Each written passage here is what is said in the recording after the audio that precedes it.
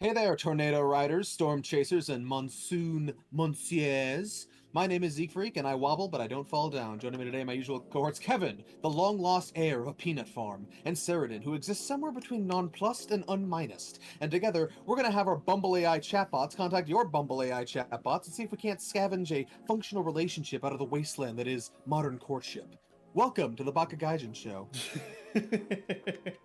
Yeah, but what about the bear? Well, I mean, if their Bumble AI chatbot Yeah, chooses the yeah, Bumble AI bear, there's not much I can do about that situation. yeah. God, that reminds Yeah. me of like apparently I saw this like frickin' news report or something about how some guy married an AI chatbot on a particular like AI chatbot website, and not only Sure. did the and like it got to the point where like even the AI chatbot on the website changed its status to married with the user in question. Damn, So he's got wow, charisma 10. yeah, you freaking wooed a computer. Great for you. This That guy's actually got this actually bodes well for the future of Skynet. Uh, yeah, let's just woo Skynet. I mean, he's a pioneer in the I intermittent mean, field of have you seen the AI movie that they're coming out with? The fully AI movie that's coming to theaters in oh, the Paris one? Yeah. yeah, which is a romance movie, might I add, you know, making AI do the one thing it doesn't understand, which is human fucking emotions. It's gonna be so funny. Kevin, add it It's to the going to list be immediately. not not not only does it look awful, like it is pure uncanny That valley, that but looked the AI line delivery is so terrible, and like the just I no, will I nothing will about this works. I will I think it'll be really funny. Uh that movie looks like if you read all of the trashy like housewife romance novels on Kindle. You read them Yes, all, yes. and then you had a dream about them. That's what that dream would look like. Yeah, it's basically like that. Yeah. Also, Yeah, it just feels like the perfect movie to just down a few beers and heckle to no end. So that movie will be amazing to watch high, I imagine, yeah, yeah. or terrifying. One of the That two. movie will probably be terrifying to watch, and I can't imagine anyone is going to go.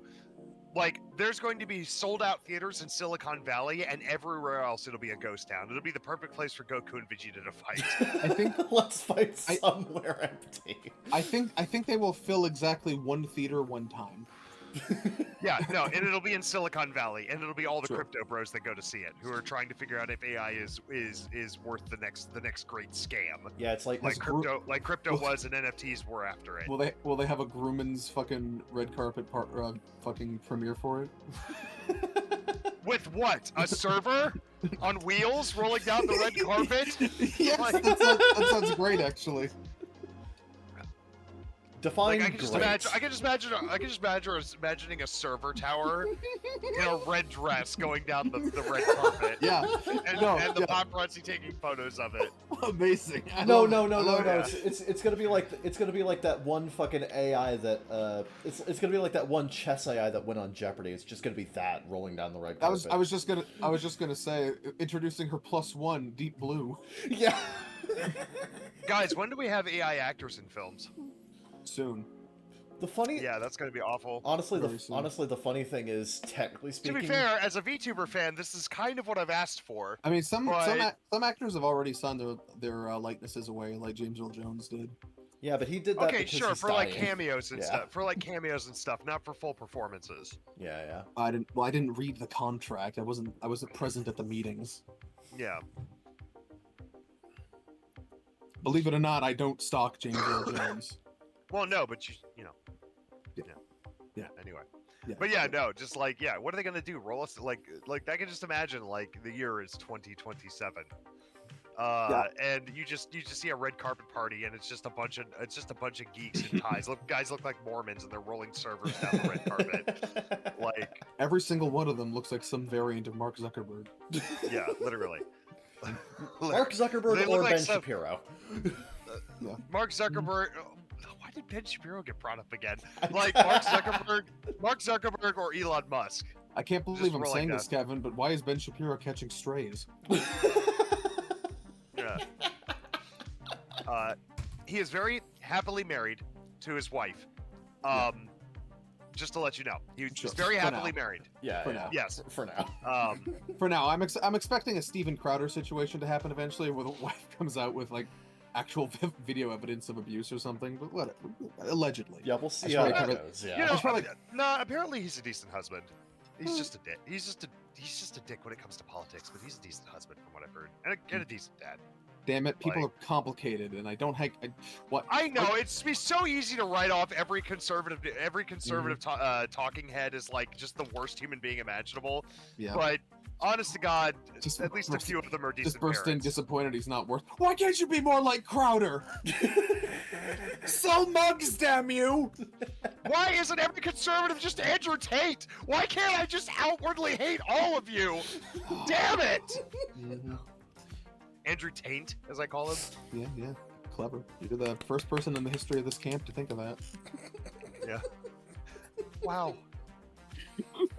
Wow. Would you like your merit badge? I love merit badges. I Yeah. have 21 of them. Oh, really? What are they for? You're talking So- to a literal Eagle Scout, dude. Yeah, but I'm that wasn't aware- a joke, I'm because I have 21 of them. I'm aware. I just want to know what they're for. I mean, 3 citizenship badges, 3 citizenship badges, first aid, life-saving, which is like lifeguarding, personal fitness, don't make a joke, Sure. personal fitness, personal finance, I'm trying to remember the other prerequisite ones, camping, hiking, cooking, shotgun, archery, rifle shooting,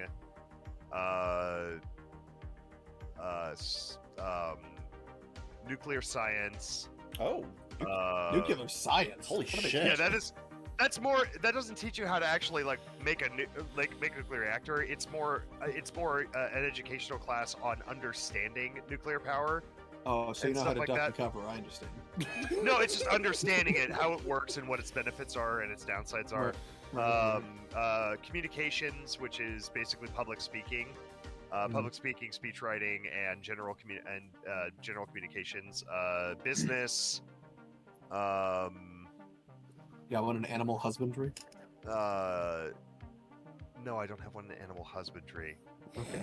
Um, Must have missed that course. yeah, no, all the bronies took that one though. Yeah. Hey. You stay away from my raccoon wife. You stay the fuck away from my Reptalia. Anyway, and there's a few others. I forget exactly. Swimming is one of them Oh, yes, as yes. well. There were a couple sports-related ones. The one I actually never took, but has become a fascination of mine, even as a teenager, was wilderness survival. When I did swim courses at summer camp, I insisted on becoming a master of the scissor kick just because the undead in World of Warcraft animate with the scissor kick, and I thought it was the funniest animation. Yeah. Well, anyway, Yeah. so yes, I actually do have 21 merit badges. I'd have to pull out my actual sash to know what all of them are, but yeah. What was the hardest one to get? Probably the most annoying one was personal.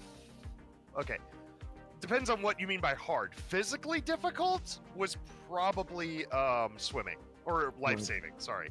Yeah. Life saving, because the prerequisite is you have to take swimming merit badge. You have to know how to swim, obviously. Right. Yeah. Also, you got to find people willing to drown so you can save them. That's the hard part.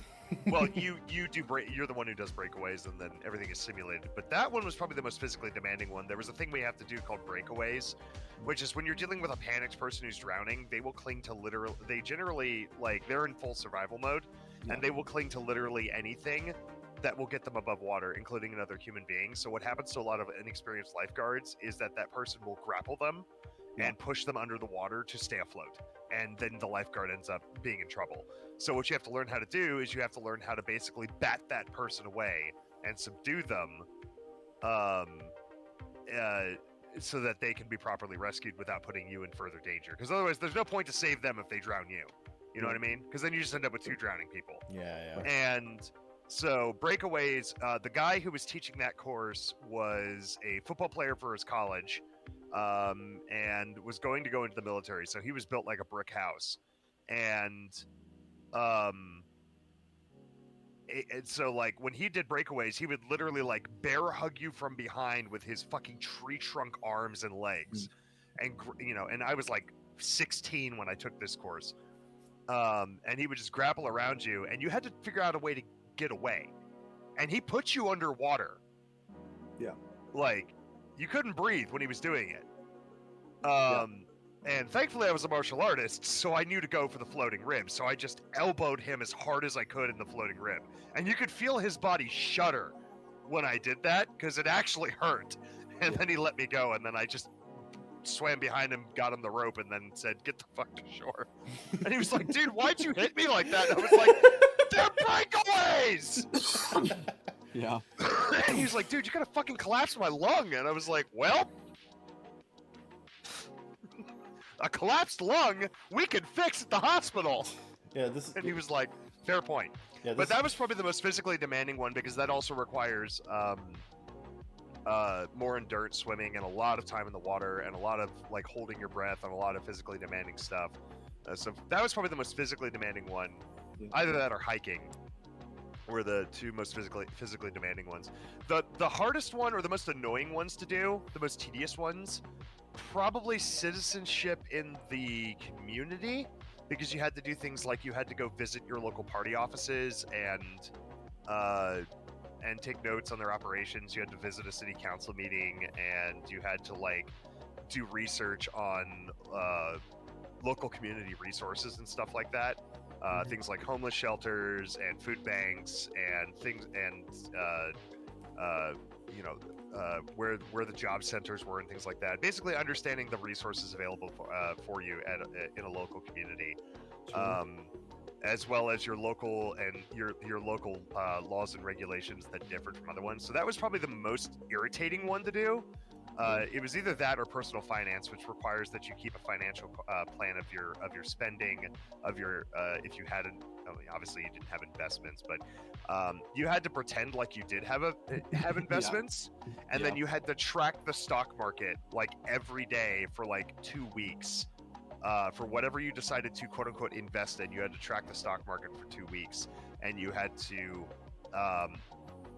write out every day what your predictions were for the next day based on certain things. They didn't have to be right, but you had to at least do that.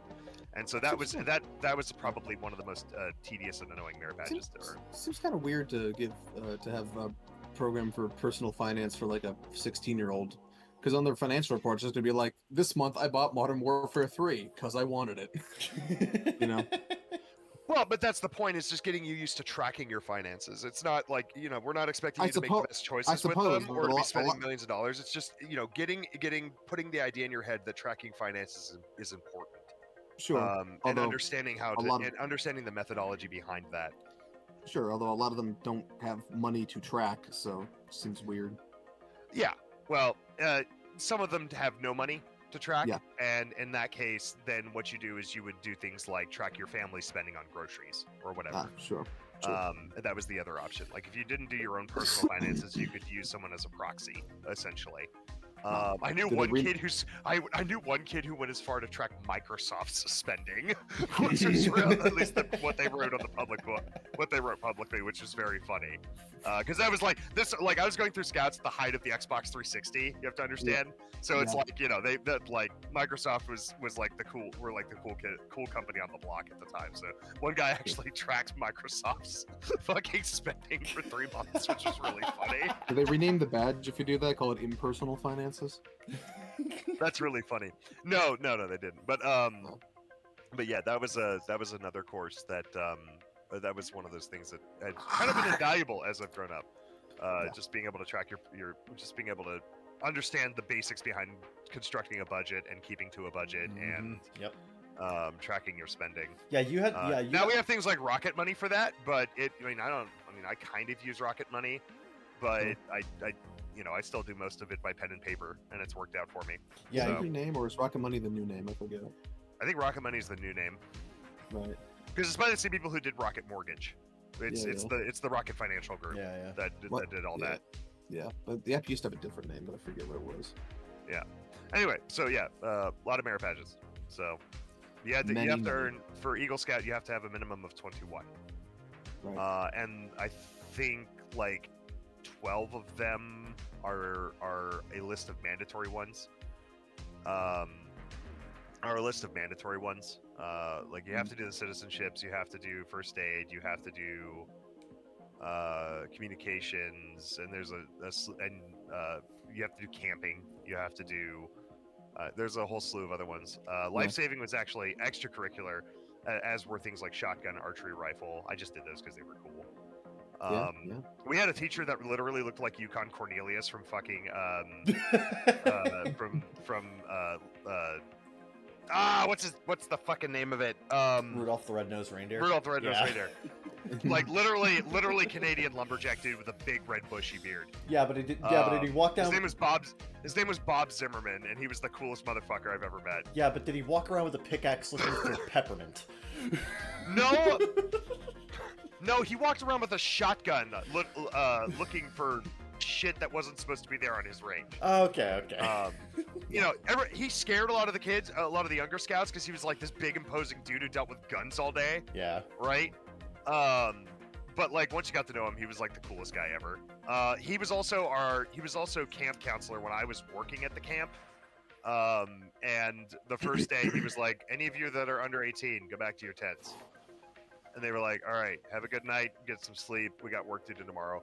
And then when I got there, and then he was like, anybody who was over 18, which I was, is like, you can stick around. And then he sat down on the back porch of the dining hall, and he was like, anybody want a fucking cigar? It's going to be a long summer. that is insanely fucking cool.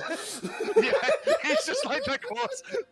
Just imagine Yukon Cornelius with a shotgun propped up against his hip, with a cigar in his mouth, and you've got the image of Bob Zimmerman. Just sitting pretty there. cool. Unlike his cousin George. I'm sorry, I am now imagining. I am now imagining Yukon Cornelius just like pulling out a cigar, looking over at Rudolph, and being like, "Hey, can that nose light this up?"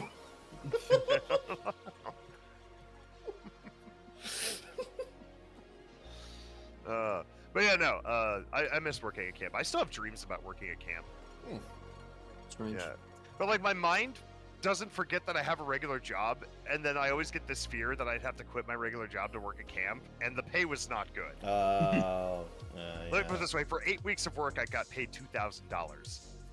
That's not. And that was one of the higher paid positions. The council you were basically a compensated volunteer. If I recall correctly. Yeah, go ahead. I was gonna say, if I recall correctly, the counselors at the summer camp I went to, they got like it was two different month sessions, and each month I think they got like 5,000 for each month, I think. Yeah, no, the Miami Valley Council here in Ohio is notoriously underfunded, and we had two major camps to keep track of. There was Woodland Trails, which was the better one. That's the one I worked at. Yeah. But the only problem with it was that it was on the very edge of the council, so a lot of the scouts would have to travel a very long way to go visit it. And but it was used year-round for all kinds of outdoor activities and programming. You know, summer camp was 8 weeks plus a week at the beginning to set up and a week in the end to shut down. But then after that, they had stuff in the fall, they had stuff in the spring, they even had stuff going on during the winter. It's also where the Order of the Arrow did all of its ordeals, did most of its ordeals and ceremonies projects during the course of my time in Scouts. And I was also on the ceremonies team for that, which means I got to dress up like a Native American and speak like I was very important. It was really cool, actually. Well, the guy who designed our outfits is actually one of the last. He's married to one of the last surviving full-blooded Miami Indians. Oh. So, yeah, his name is Joe Coos, and his wife, beautiful woman, is apparently one of the last surviving full-blooded Miami Indians, and she designed the outfits, and yeah, so the outfits were actually pretty damn accurate for what the Miamis would have worn back then. And yes, that it did include roaches, which are the headdresses. Turns out Midwestern Native Americans don't think giant crown made of huge feathers. That was more of a Western thing because birds were rarer, and the birds were also bigger. Think more smaller and usually made of buckskin with fur making up the spiky parts. So yeah, but they were at least accurate. It was a cool time. But they shut down Woodland Trails, actually. the last couple of years. The council just, with all of the bullshit that, all the bullshit publicity that the Boy Scouts has gotten lately. When I asked this question, I thought you were going to just say something funny like I had to fight an alligator, and that would kind of be the end of it. But we're still going. Sorry, I could talk about it for a long time. I don't get to talk about my scouting stuff anymore. But anyway, yeah, I had a lot of fun doing that. They shut that camp down, sadly. It did get picked up by the Ohio Department of Natural Resources because it's a beautiful grounds. I hope they opened it up for public use, because they have 29 perfectly good and usable campgrounds with plumbing, with a lake, with a big field in the center, with other resource centers and places. They could just open it up, and a big ass dining hall. They could honestly open it up as a year-round summer campgrounds, and it'd be great. But I don't know if the Ohio DNR is going to do that. We'll see. I hope to do. And then we're stuck with Crooked Holler now, which is a more central location, but it's also kind of old and shit. Anyway, and there's no lake. Yeah. That's just a shame. Of course, there wasn't a lake at Camp Green Lake either. Why the fuck did they call it Green Lake then? Where's the lake? Oh, this guy thinks he's funny. I'm just reminded of fucking Schaeferless going absolutely off on Game Boy Advance Boo Lake from Mario Kart Super Circuit. He's like, "This is called Boo Lake. Where's the lake? Are you telling me you forgot the lake?" Don't worry, Nintendo doesn't care. You're gonna buy the fucking Mario Kart game because that's what we programmed you to do. Shut the fuck up. We can say whatever we want. We'll add the lake 20 years later and like 3 remakes later. Yeah. The Mario Kart 8 Part 2 DLCs will have Boo Lake again. No, it already has Boo Lake. Like, they included it in Mario Kart 8 Deluxe, and it's remade. They even added the lake. Yeah, it has a lake now. Yeah. It has a whole anti-grav section underwater. Yeah. By the way, I came up with the best description for Ocarina of Time ever. Speaking of, people asked me. There was a thing on Twitter where people asked me to describe a game badly, and I said, "Boy's father dies, gets told he's adopted anyway, gets kicked out of his home, decides to cope by murdering literally everything with a sword he found in church." Kind of. Mass stabber. Nothing I said was wrong. Not in particular. You killed my father, Ganondorf! I will kill everyone, including you! This is for that one time I had pink hair. Heck yeah! That may or may not have actually happened yet. I forget the timeline. I do not remember where. Well, it wouldn't be him anyway. It would be another one of his incarnations. Yeah. He doesn't remember that shit. If he did, he'd be waiting there by the castle, fully Well, he's not very kitted out. talkative. He's Well, not very he talkative. would have figured all that shit out. No, because he would have figured all that shit out Sure. by the time Ganon came to kidnap the princess, and then he would have been waiting there, fully kitted out. He would have hookshot Ganon off his horse and beat him mercilessly with the Master Sword. Okay, that's how it would have gone. That's how it would have gone down. Like, if you already remembered, he's like, I already know, wait here for Ganondorf. Yeah, well, up there he is. I love how you just described him as basically lynching Ganondorf. Just like dismounting him. Hookshot him off his fucking horse and beat him to I mean, why stop there? Why doesn't he just go back in time and abort him as a baby? And just like go at his mom with a fucking coat hanger. Do coat hangers exist in Hyrule? You try getting into the Gerudo Fortress as a child. I've If they tried. have- It's really if they- hard. If they have Unless you metal wear a working, mask. you could make coat hangers. Unless you wear a mask, then you can get in. And if you think about it, Kevin, if their metalworking is more archaic, the coat hanger will be like thicker and more rustic, so it'll actually be more effective at abortion. Oh my god. Yeah. I think they just aborted fetuses with a sword back then. Shunk. Wow. Well, we're not barbarians here. Neither were they for their time.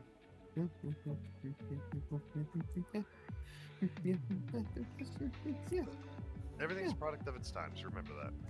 Yeah. Well, unless you're traveling through time, in which case sometimes it's not a product of your time. I'm really glad that I got into VTubers, by the way, because I have missed out on all of the really shitty fucking isekais, speaking of things that are products of their time, that have come out, and I haven't had to stare at Crunchyroll's upcoming anime list or watch Giga's, this season in anime, and see 10 billion fucking isekais every single goddamn season, with only one of them being reputable or of any interest. Honestly, these days, I've also missed all of these ridiculous power fantasy manhwas that have come out, and it's like, yeah. Are we going on that topic? Okay. Honestly, at this point, We're an anime podcast, and I just talked about scouting. Yeah, I know. for 20 minutes. I know. I know. I'm pleased with this pivot. I'm pleased with the pivot. No, yeah, at this point, even Gigguk is kind of like, he recognizes that there's not really a whole lot of blood you can squeeze from the isekai stone anymore, so these days, whenever he goes through the isekai of, like, every new season... I mean, I'm it's sure there basically is, but it's like the authors who are writing these fucking novels are not... They don't care enough. Yeah, he basically just shotguns through all of them in, like, a single 1-minute long segment in a 20-minute long video, so... In fairness, when I went through next season's, and this season just started like 4 weeks ago, so it's not soon or anything, but yeah. When I went through next season and marked down everything I was interested in, like, if you actually look at the summer page, there's actually not a ton of isekai next season, and most of it is so small that it's not going to get any attention anyway. There's actually a lot more slice of life rom-coms coming up. Actually, that is true. I feel like we're actually in a new renaissance of like rom-com anime. For fuck's sake, PA Works has 2 original fucking slice of life dramas next season. Yeah, honestly, I feel like that initial. It's been about 10 them... years since those have been popular. Those were kind of the trend before that, and they definitely ran their course. Yeah, but I feel like the new wave of stuff that started with stuff like Takagi-san, Nagatoro, Dress Up Darling, and that kind of thing. I feel like that's kind of hey, you might even care about one of them's even about VTubers. You might even give a shit. Oh. Oh, sorry, I gotta read the new. Sorry, I'm living in a rom-com about VTubers. Thank you. I don't need to. This one, I don't know if this one has ROM. It just says comedy on any shirt. Okay. VTubers are already comedy. All calm, hold the ROM. Yeah. Well, VTubers are primarily comedians. Remember that. Yeah, they got that one about new tubers, and then the other one which looks like a blatant advertisement for the Gunma prefecture. Sorry, I was thinking of Canada for a second, as I often do. I am convinced, after Glass Lip and that fucking other show, I'm convinced that every like 10 years, PA Works just takes a check from a random prefecture. Yeah. And they're just like, make a fucking slice of life show here. Yeah, and make it really fucking pretty. Yeah. I think that's the only reason. I don't think that's ever been confirmed, but I've always just suspected that PA Works takes checks from tourism boards. Yeah. I think what, so, like, and we also forgot the absolute titan of the industry, which is Rent-A-Girlfriend, unfortunately. Rent-A-Girlfriend is definitely, like, I enjoyed season 1, but then I realized as soon as season 2 hit what this show was just going to be, and it's just going to be another Nisekoi, or another Haganai, or another fucking Good news, it's actually worse than all of them. Yeah, it's actually worse than all of them. Why Nisekoi is trash. Here's why Nisekoi is actually trash. Okay? Nisekoi is the one I'm thinking about, right? The one that was animated by Shaft? Yes. Okay. Nisekoi is trash because the author never knows what to do next. Agreed. Completely and agreed. It's trash because by the end of it, you have like 27 girls all with an identical fucking key. It's like there's only like 5 or 6, but yeah. No, but by the end, my friend's read all the way through the manga, and he says, "Dude, by the end of it, there's like 13. There's a significant number of women who all have links to this fucking locket." And look that up. I only remember like 6. Either way, 6 is ridiculous. And every time it seems like he's running out of steam, instead of doing something interesting with the characters, or progressing the story that's already been laid out, he just ignores them and introduces a new fucking girl he can write about. God, that's literally the freaking rom-com approach to how Tite Kubo created Bleach, because he said that whenever he got writer's block in Bleach, he just introduced new characters. You can really tell with Bleach. Yeah, and you can definitely tell with Bleach as well, which is why a lot of people started to sour on that show near the end. Yeah. But jokes on them, I soured on it near the middle. Well, and with Rent-A-Girlfriend, it's not that he introduces a new character, it's just that every time he gets close to progressing the story, his tiny Japanese nuts shrivel up into raisins, shoot themselves straight back into his body, and he just says, "Nah, we're not continuing. But this girl's gonna cockblock the situation, and then we're gonna go back to the same bullshit we've been doing for 50 chapters." Here's the thing, though. He's reining in the money. Rent a Girlfriend to me is like, remember that episode of Regular Show about the guy holding the contest where they had to touch the car and the last guy to let go of the car got the car, Yeah. and then he just froze them with fucking liquid nitrogen, and they kept the contest going for like 1,000 years until they melted. It's like that, but for rom-com manga. Oh no. Yeah, Yeah, that's why it's he found that's his why it's moneymaker and insufferable. he found his moneymaker and he's running it into the ground. Yep, that's why it's insufferable. There's literally a chapter where they meander around for like. There's literally a point in the manga where they meander around for about 14 chapters, and nothing really gets progressed. It's just one date after another. Something hokey happens, My fucking and then it comes back. And then what happens is they almost progress the story between the MC and Chizuru, who is Well, the you gotta clear bait it. winner of this contest in the end, right? you gotta bait it. Right. He almost progresses it, and then the fucking Subaru lookalike, the worst character in that show by a metric mile, by an astronomical unit, the worst character in that show, pops in the last second and says, "As long as I'm around, you will never be close to her," and cock blocks the situation. Oh, she's right. And then they just go back to doing that same thing again for another 10 chapters, what they were doing before. So that's why people are tired of it, because they know that he's never going to have the nuts to resolve it. Yeah. Well, and by the end, he's going to probably pull a Nisekoi or a Haganai or something like that, where he either chooses worst girl to go with, or he just says nothing happens.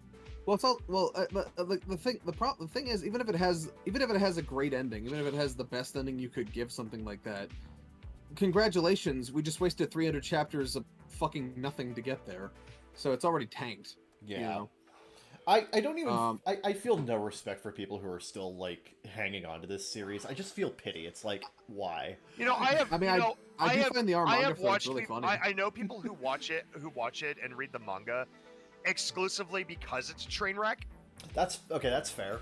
Like, they find enjoyment in the fact that it is so bad it's funny. Yeah, no, dude, the fucking But like the weekly the people who are threads taking it hilarious. seriously, I have nothing for you. Yeah. I genuinely don't think anyone is actually anyone here anyway is taking it seriously anyway. That's fair. Yeah. Nobody who lives in reality is. Like, I think they jump off in stages. You know, after 50 chapters of nothing happening, most people jumped off. Then after 100 chapters, some more people jump off. And after 200 chapters, you know, you're kind of losing the last vestiges of holdouts. You know. Yeah. Dig the hole deeper. Yeah. Anyway, let's stop talking about that. That's stupid. yeah, I don't why like would we that. ever talk about anime on an anime podcast? No, I don't want. I'll talk about anime. I just won't talk about Rent a Girlfriend. Okay. No, fair enough. The only thing I've been watching this season, I just caught the first episode of Yuder Camp, and that's the only thing I'm watching. We are getting Danmachi season 5 next season, though. Apparently. No, that's fall. Shit. Well, that'll give me time to watch the 24 episode season 4. Yeah, there you go. There you go. Which Silver lining. I'm very happy to start anytime. That lining is silver. Yep. Yeah. Yes, I've been watching Mushoku Tensei season 2 part 2. I've been watching the Spice and Wolf remake. I've been watching Mission Yozakura Family, which the manga I fell off of the manga like 200 chapters in, not because I didn't like it anymore, but just because I kind of got sick of following Jump Weekly at that point for some reason. I still like it though, so it's nice to see it get an anime finally by Silver Link, and it's really good. I actually really like this adaptation so far. And then I'm also watching My Hero season 7, and soon, whenever the Kimetsu comes back this season, but it's going to be like a mini arc apparently because this bit of the manga is really short. I completely fell off of My Hero. Yeah. Like, after United States of Slam, what they did was they just, like, there was an entire season arc, which was a tournament between Class 1 and Class 2. And first of all, it's Class A and Class B. Whatever. They kept introducing a bunch of new characters and developing them in incredibly sloppy ways. And my issue with My Hero Academia in general, which wasn't a huge problem for me when they still had a solid core of like 3 or 4 characters plus a few seasonal characters to really focus on. Mm-hmm. Like when the first couple of seasons were all about Deku, Bakugo, and All Might, Sure. And everybody else was just backdrops, and occasionally they had an interesting moment. You know, That was fine. There was still a focus to the show. After All Might exited stage left, like the show just kept meandering from one character to another and never like fully committing to deciding something. Here's the thing. And I kind of fell off at that point. My issue has always been, hold on, what I'm trying to say is my issue has been with that show. The cast is a mile wide, and most of it's an inch deep. Yeah.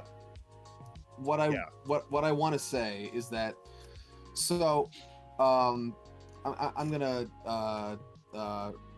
what's the word? I'm gonna explain this a bit, because originally when Horikoshi started this series, he envisioned it as a relatively short, like 15 volume-ish thing, and it is now into like the 40s.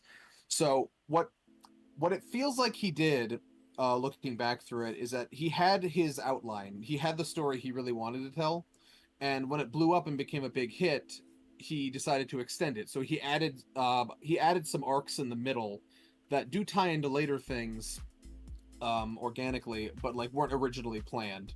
So the beginning portion of My Hero is very focused, and then once you get to like the My Villain Academia stuff, to the Meta Liberation Front and stuff, things start narrowing in focus again, and it starts going back to that original plan. But in the middle, there was a bunch of basically, he made up a lot more arcs in the middle to sort of flesh things out and keep things going. And then by the time he started kind of getting burned out on it, he started narrowing his focus again. So once you get to like season 6 again, the focus starts narrowing a lot more on those core aspects.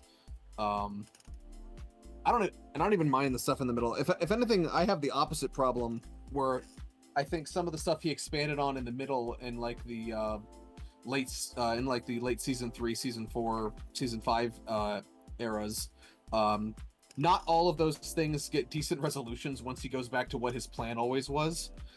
Some of them do, some of them don't. I've actually taken a step back and looked at the story holistically, and I actually do have more appreciation for it than I had when I fell off it a while ago. I actually think it works better in totality than I thought at the time reading it chapter by chapter. So I'm back on the horse. I actually do really appreciate it again. Yeah, maybe I'll just skip season 4, because season 4 was just, here's 20 new characters, none of them matter. First of all, you're thinking of God damn it. If you're talking about the class war thing, that was the first half of season 5. Season 4 was like Overhaul and the Oh, that's right. Stuff. I did watch Overhaul and all that stuff. So never mind. I actually enjoyed that season. Season 5 just lost me. I was like, Jesus Christ, this cast was already a mile wide. Why are we adding more? See, I didn't actually think about. When I was watching that, I didn't think about it from like a cast expansion point of view. To me, it had the same kind. It seemed like a matter. It was kind of like a training arc in a way, but like a more novel approach than just here, let's master abilities. But by putting these kids in a bunch of skirmishes, it not only gives us a lot of cool fights, but it helps sort of expand the world, but also allows sort of meta progress on their abilities in a more organic form than just, punching rocks or whatever, whatever Naruto would have done. Yeah. Sure, and I get that. It's just that I didn't find any of the new characters, which they seem to desperately want to focus an entire episode onto each one of them, interesting whatsoever. Well, they're mostly vignettes. Yeah, they just weren't interesting, and I just lost interest. I couldn't keep my focus. I stopped paying attention. I get that. I actually really like that section because it reminds me a lot of the of the B rank wars in World Trigger. It's actually very similar to that. But yeah, I mean, I get why someone wouldn't like that part. I think that part was also contentious when it was first in the manga too. Yeah. But I like it. I don't know. And Yeah. I also just like, fair enough. even if they're not the deepest characters, I also like Horikoshi's.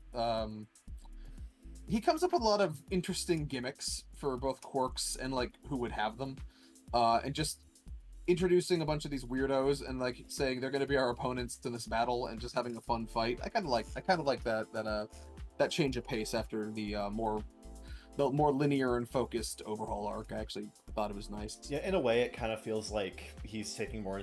In that regard, it feels like he's taking more inspiration from American comic books, where occasionally you would just have a one-off villain for an issue that the characters just kind of like fight, and that's kind of it.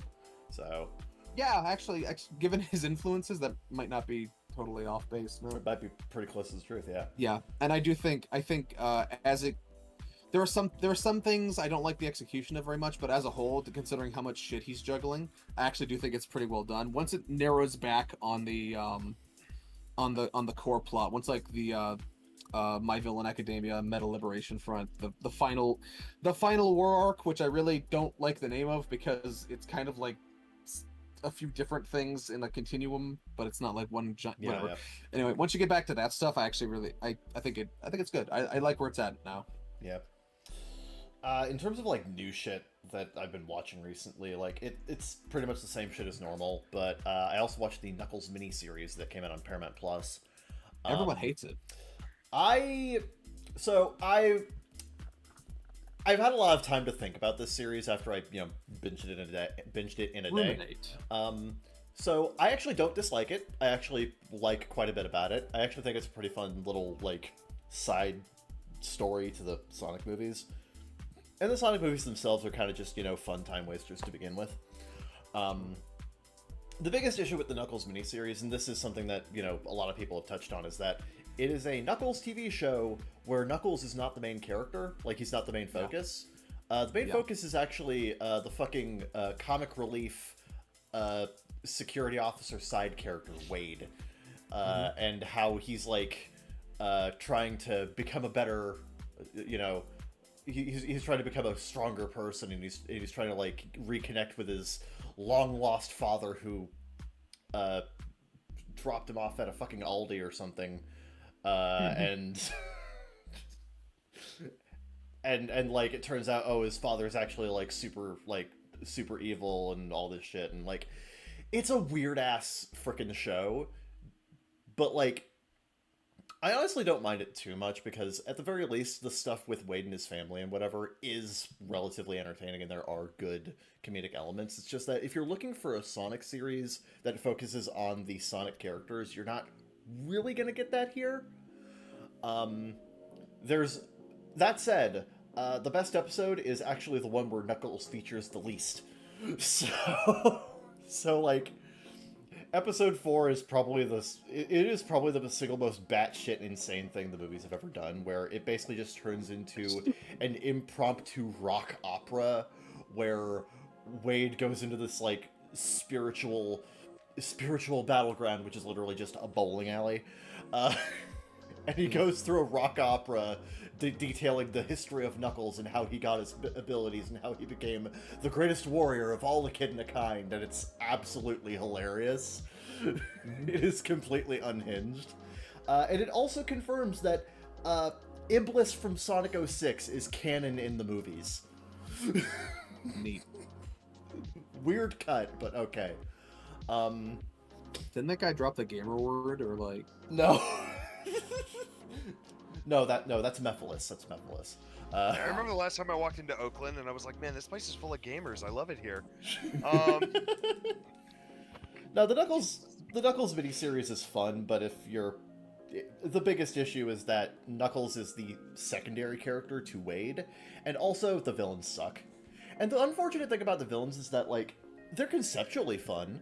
Like, the big overarching main villain of the person who's supposed to be the overarching main villain, Sure. the buyer, he's played by Rory McCann, aka Lurch from Hot Fuzz. Shame. Yarp. And he's this really cool character, like, conceptually, because he's a former lackey of Robotnik, who, after Robotnik was defeated, he decided to, like, hoard all of Robotnik's, wrecked and destroyed technology and repurpose it for his own benefit.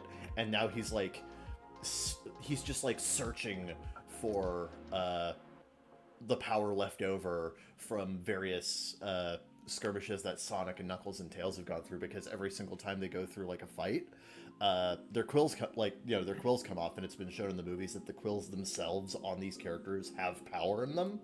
So he's like, trying to. So like his goal is to like Halo's Blamite. Also, does Tails really have quills? He's a fox. That's a fair point. So far, we've only really seen it focused on like Sonic and Knuckles, but like I'm assuming there's something with Tails too. But No, he finds Knuckles to be the strongest and most like necessary. Like his power is the one that he wants to control because it's the most powerful to him. And like the show just does nothing with the buyer as a character. Like he gets a really cool introduction scene. He gets a really cool scene where he terrorizes two of these like defected gun soldiers who are trying to, you know, take down Knuckles for their own reasons.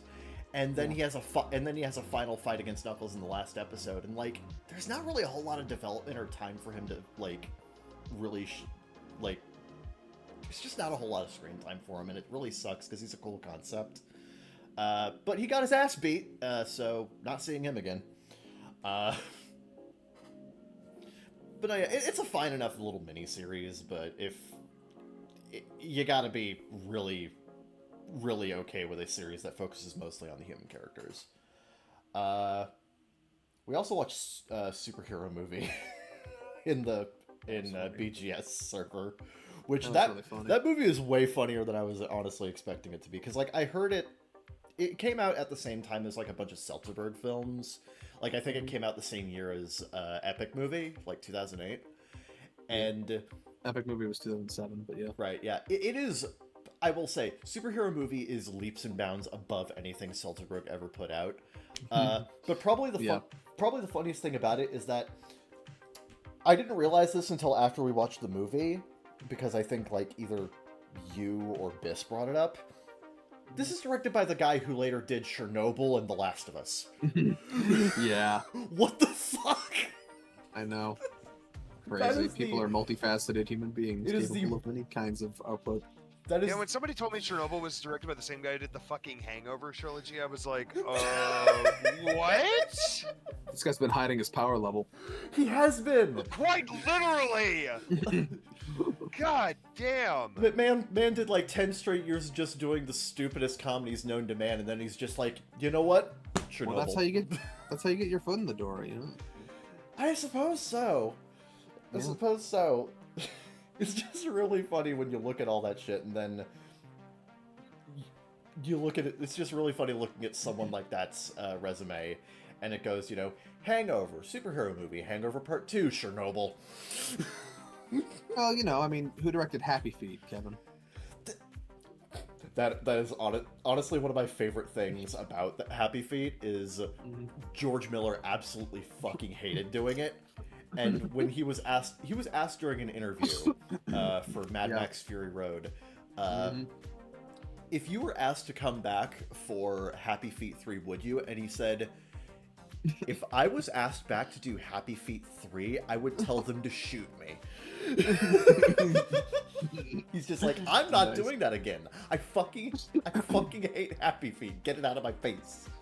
I mean, I think for artistic integrity reasons, there should never be another Happy Feet because we can't get Robin Williams back to do a Hispanic accent. Yeah, and besides, those movies are one in a trillion. Nice. Expert delivery. Yeah. Tactical nuke incoming. Yeah, that's another director. Just like, again, Mad Max 2, Mad Max Beyond Thunderdome, the Babe movies, Happy Feet 2, Mad Max Fury Road. You know what's funny? And like now, Furiosa. You know what's funny? And like an inverse of that, I actually really...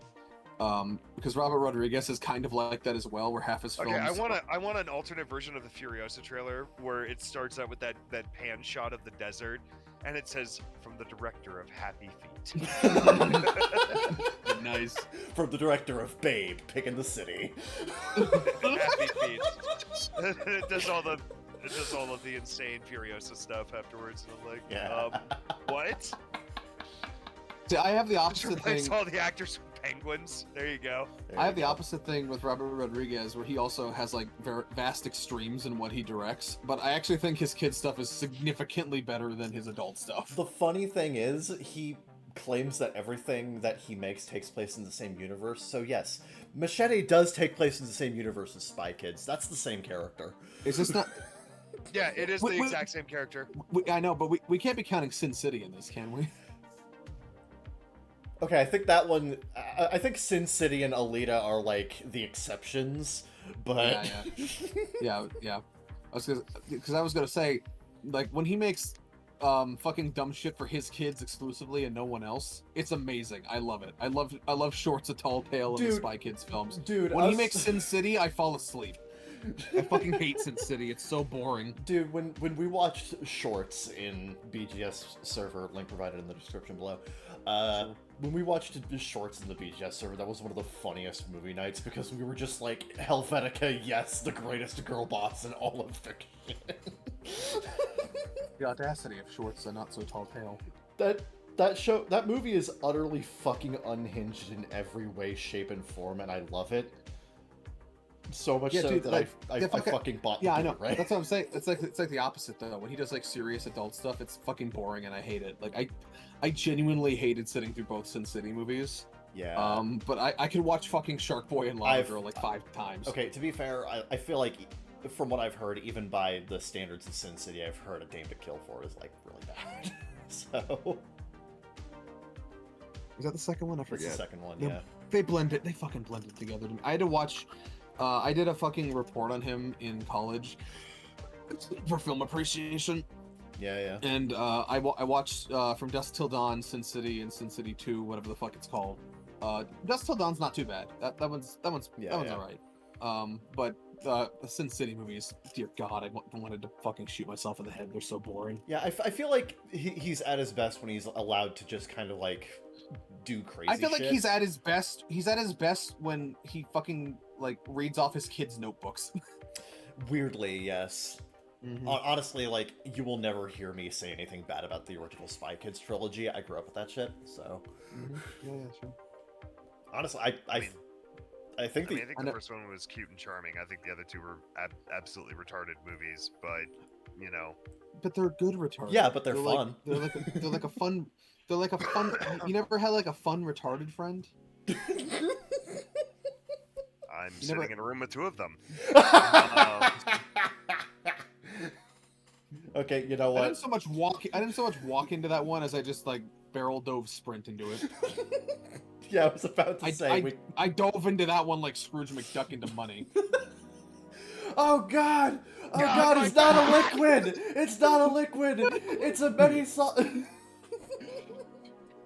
It's a great many solid objects that make a hard floor-like surface. I really like in DuckTales 2017 when he has to teach Louie how to do it because apparently there's a technique to actually there is a money bin diving technique, and if Louis didn't do it right, he would die. Yeah, I appreciate. That was really funny. Yep. That's actually one of my favorite like little additions to the DuckTales remake. Is just like, hold on there, Sonny Jim. Wow, great David Tennant impression. I wasn't even trying, and I just freaking nailed it there. Jesus Christ. I wanted that on a shirt. Quote, Sonny Jim, David Tennant. Never. Honestly, David Tennant's an amazing Scrooge McDuck. No, he was. No, yeah. No, that was A+ casting. Oh, after yeah. What's his face died? Alan Young, yeah. No, More like Alan too old, he died.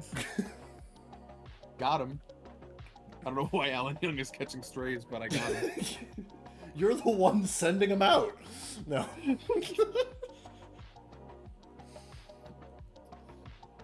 No, yeah, like, the only other thing I've been... God. Yeah, like, that's... Knuckles is the only thing I've really watched apart from, like, the usual shit, so... Yeah. Well, no, you started Eureka 7. We did start at Eureka 7. We're like 2/3 of the way through the show now. Speaking of, Mike, tomorrow if you want to just like binge through a shitload more Eureka 7, I'm cool for that. No, because I have Mother's Day stuff to do. Ah, okay. Yeah, fair. Because my mom is some dead, of like us yours. have some of us have mothers who are alive, Kevin. That's true. You insensitive fuck. Sorry, I keep forgetting Mother's Day exists. No, I really like how we flipped that on you. That was fun. That was a nice. you have reversal. Don't worry, it's Ask me fine. on Father's Day instead. Okay, fair. Reversal. He doesn't say reversal, but I wish he did. Reversal. Then again, if he did, he'd be saying it nonstop, since reversals are pretty common. Yeah. Oh, speaking of like video games and shit, I did start playing East 8, or sorry, no, East 9. My bad. You keep saying it. You keep doing it. Cause I love that game, but no, yeah, I've been playing East 9, which, yeah, this is certainly a sequel to East 8. Yeah. It's really I good. hope so. Yeah, it's really good. It carries a lot of the same like gameplay benefits of East 8, like what made that game good. It has the same combat system. It has a lot of the same like inventory systems, crafting systems, and that kind of shit. Sure. The big problem I have with East 9 so Okay, far but is... does it have a grid-based suitcase for all your guns? No. Then it's not as good as the best inventory system. But have a nice day. No, yeah. Honestly, Capcom should patent that. Actually, the two there are two things. I don't want to encourage more fucking aggressive mechanic patenting. Remember when Bandai Namco had a patent on fucking loading screen minigames for like years? God, yeah, and now shit runs off of SSDs, so what's the point? Yeah, really bit them in the ass in the end. Yeah. Actually, no, it didn't. It expired right before we went to SSDs, so they really got the mileage out of that one. Yeah, fucking shit. Anyway, Mm-hmm. no, the like what really like the things that are really like the two things that are really like bugging me about East 9 are, so one of the things I love about East 8 is the fact that you're bad. it really encourages exploration and like completion of the game, because there is, you know, an actual tangible benefit to like doing completion of the game. Like you Much get like Fallout 3. like you get I'm not getting into that right now. I'm just yeah, we're not I'm just making a joke. I wasn't even paying attention. So. Oh, I said much like Fallout 3. No, Oh. because like if you complete enough content in East 8, you get like, you know, an extra boss, the true ending, and you also unlock like an extra post game like extra hard dungeon and that kind of thing. Like there's just a bunch of extra shit after you beat the game, and that the game rewards you for completing so much in East 8. Not so much in East 9. Most of the benefits that you get are just stuff like, oh, you get an extra item here, you get another, you know, bottle that you can put healing potions in here. You get an extra cutscene that kind of references a previous game vaguely if you squint. It doesn't really give you anything, from what I've been able to gather, like looking online, it doesn't give you any post-game content aside from like time attack mode. And it doesn't really give you any kind of story benefit. Like, it just has one ending, and that's kind of it. Which isn't necessarily a bad thing, but the reason all these systems existed in East 8 was, you know, for that completion bonus. It gave you more stuff to complete. It gave you more reasons to explore the world, to learn more about the characters, to, you know, foster better relationships with the characters who were in the Castaway Village. That doesn't really happen in East 9, so it just kind of feels like there's just an entire half of the game that doesn't really add up to a whole lot, and I'm kind of just going through the motions of, well, this is on my map, so I might as well complete it, even though it's not really going to do much in the long run. So, like, that's probably the one big issue that I have with the game. The second is that this game is much smaller in scope than East 8 was, because East 8 has you exploring this like massive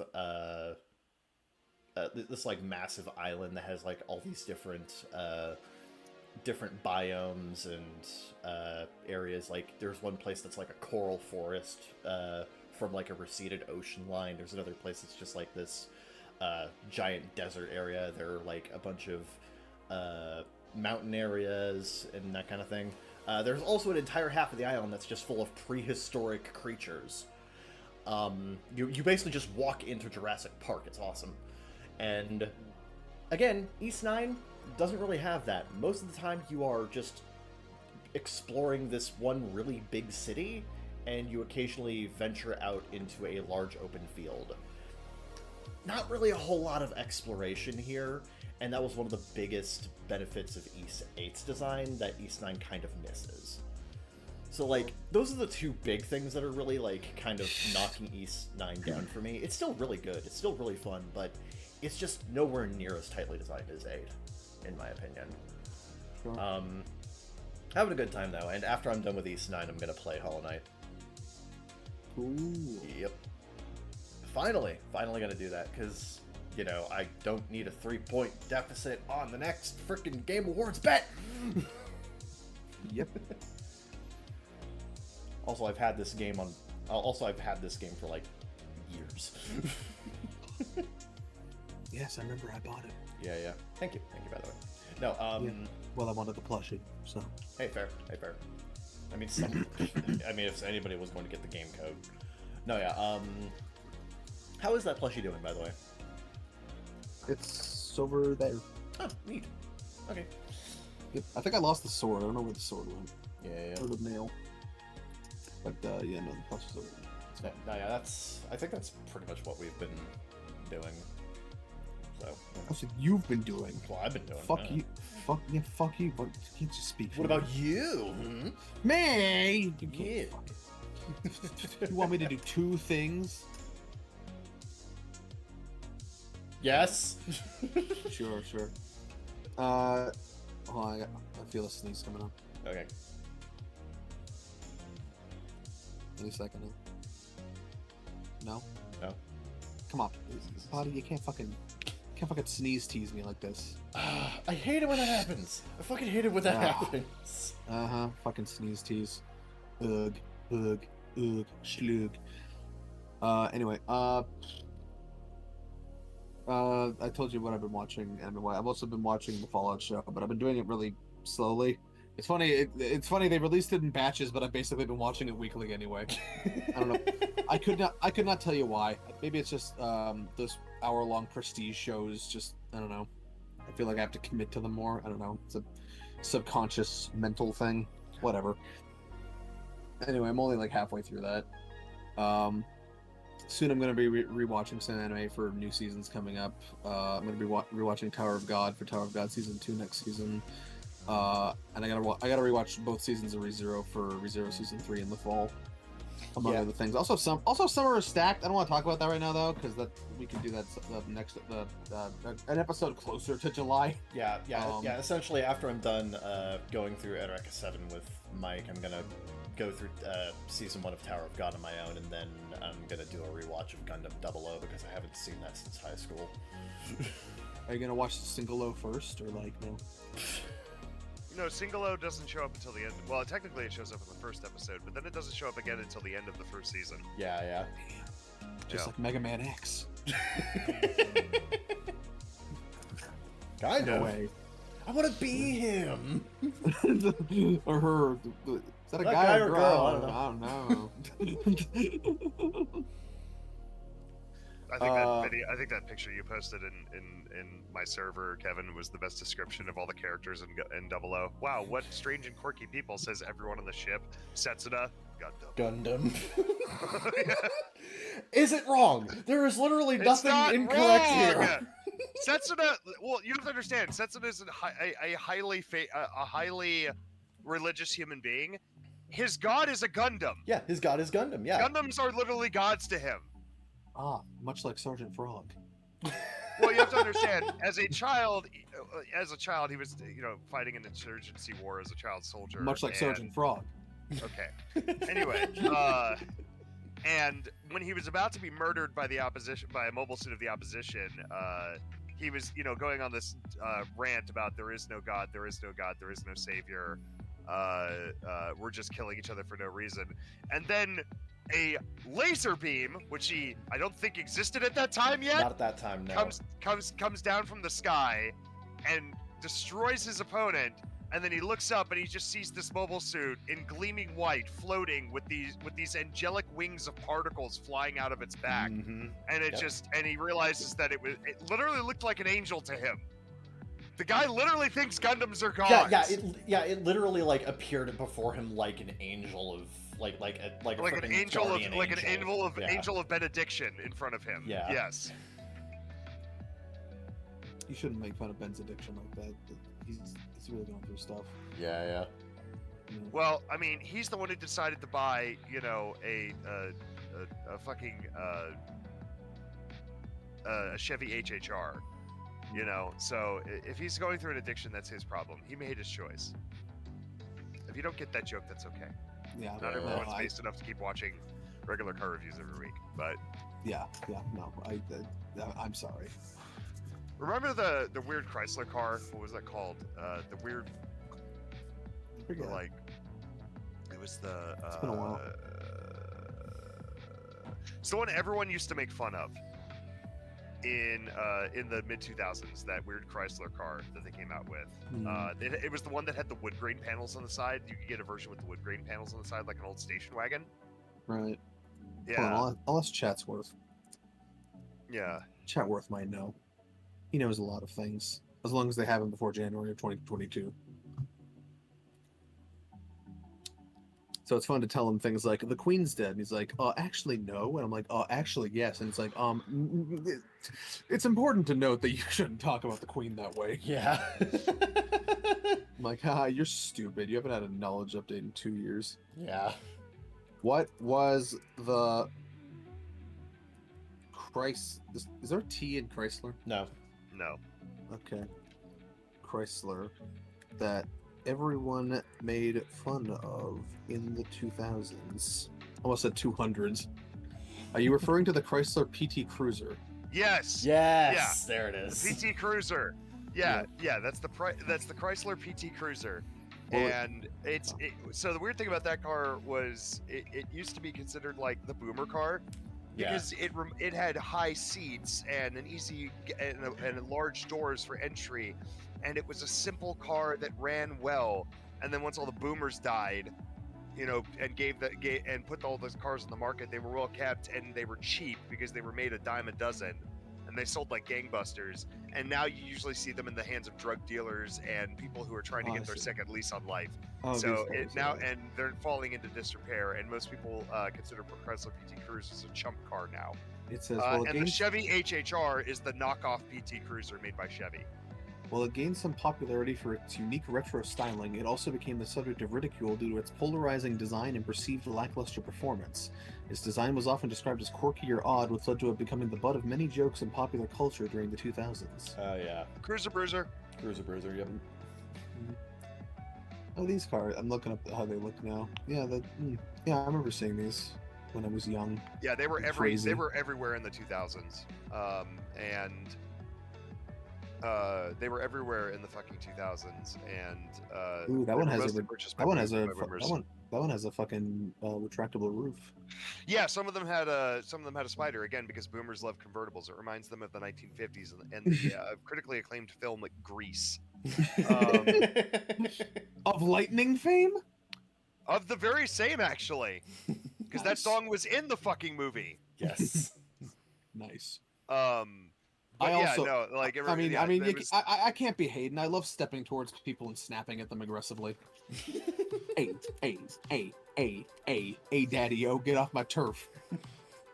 Yeah, I went to go see the 40th, 50th anniversary of that film in theaters with my mom. It was actually quite a fun time. It was like a 4K remaster as well. Oh, nice. Yeah, it was very, very, very, very fun. Very fun movie. Mm. You can't get away with casual sexual harassment jokes like that anymore in movies. It's not PC. I mean, if you're Michael Bay, you might be able to slip by if you're Michael Bay. Yeah, but Michael Bay doesn't do it in a classy way, and that's the part that actually terrifies women, is when you do it in a classy way.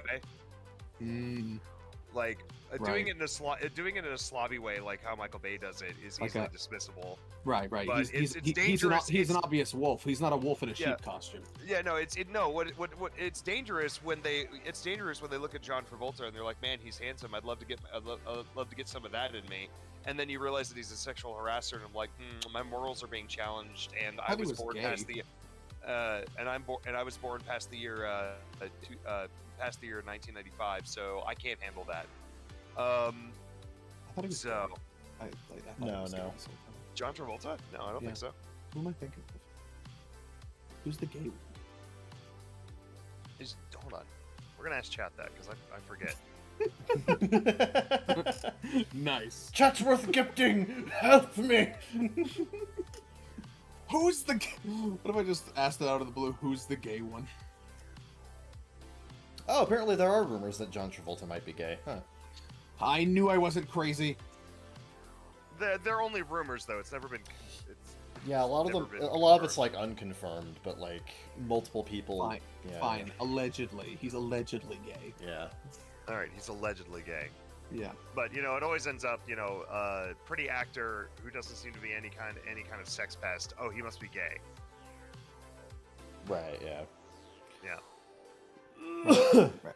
I see. That or cultist. One of the two. Isn't he also a Scientologist? Yes. Yes, he is. Okay, that one I knew. That one. Yeah. That was pretty sure. Yeah. Yeah.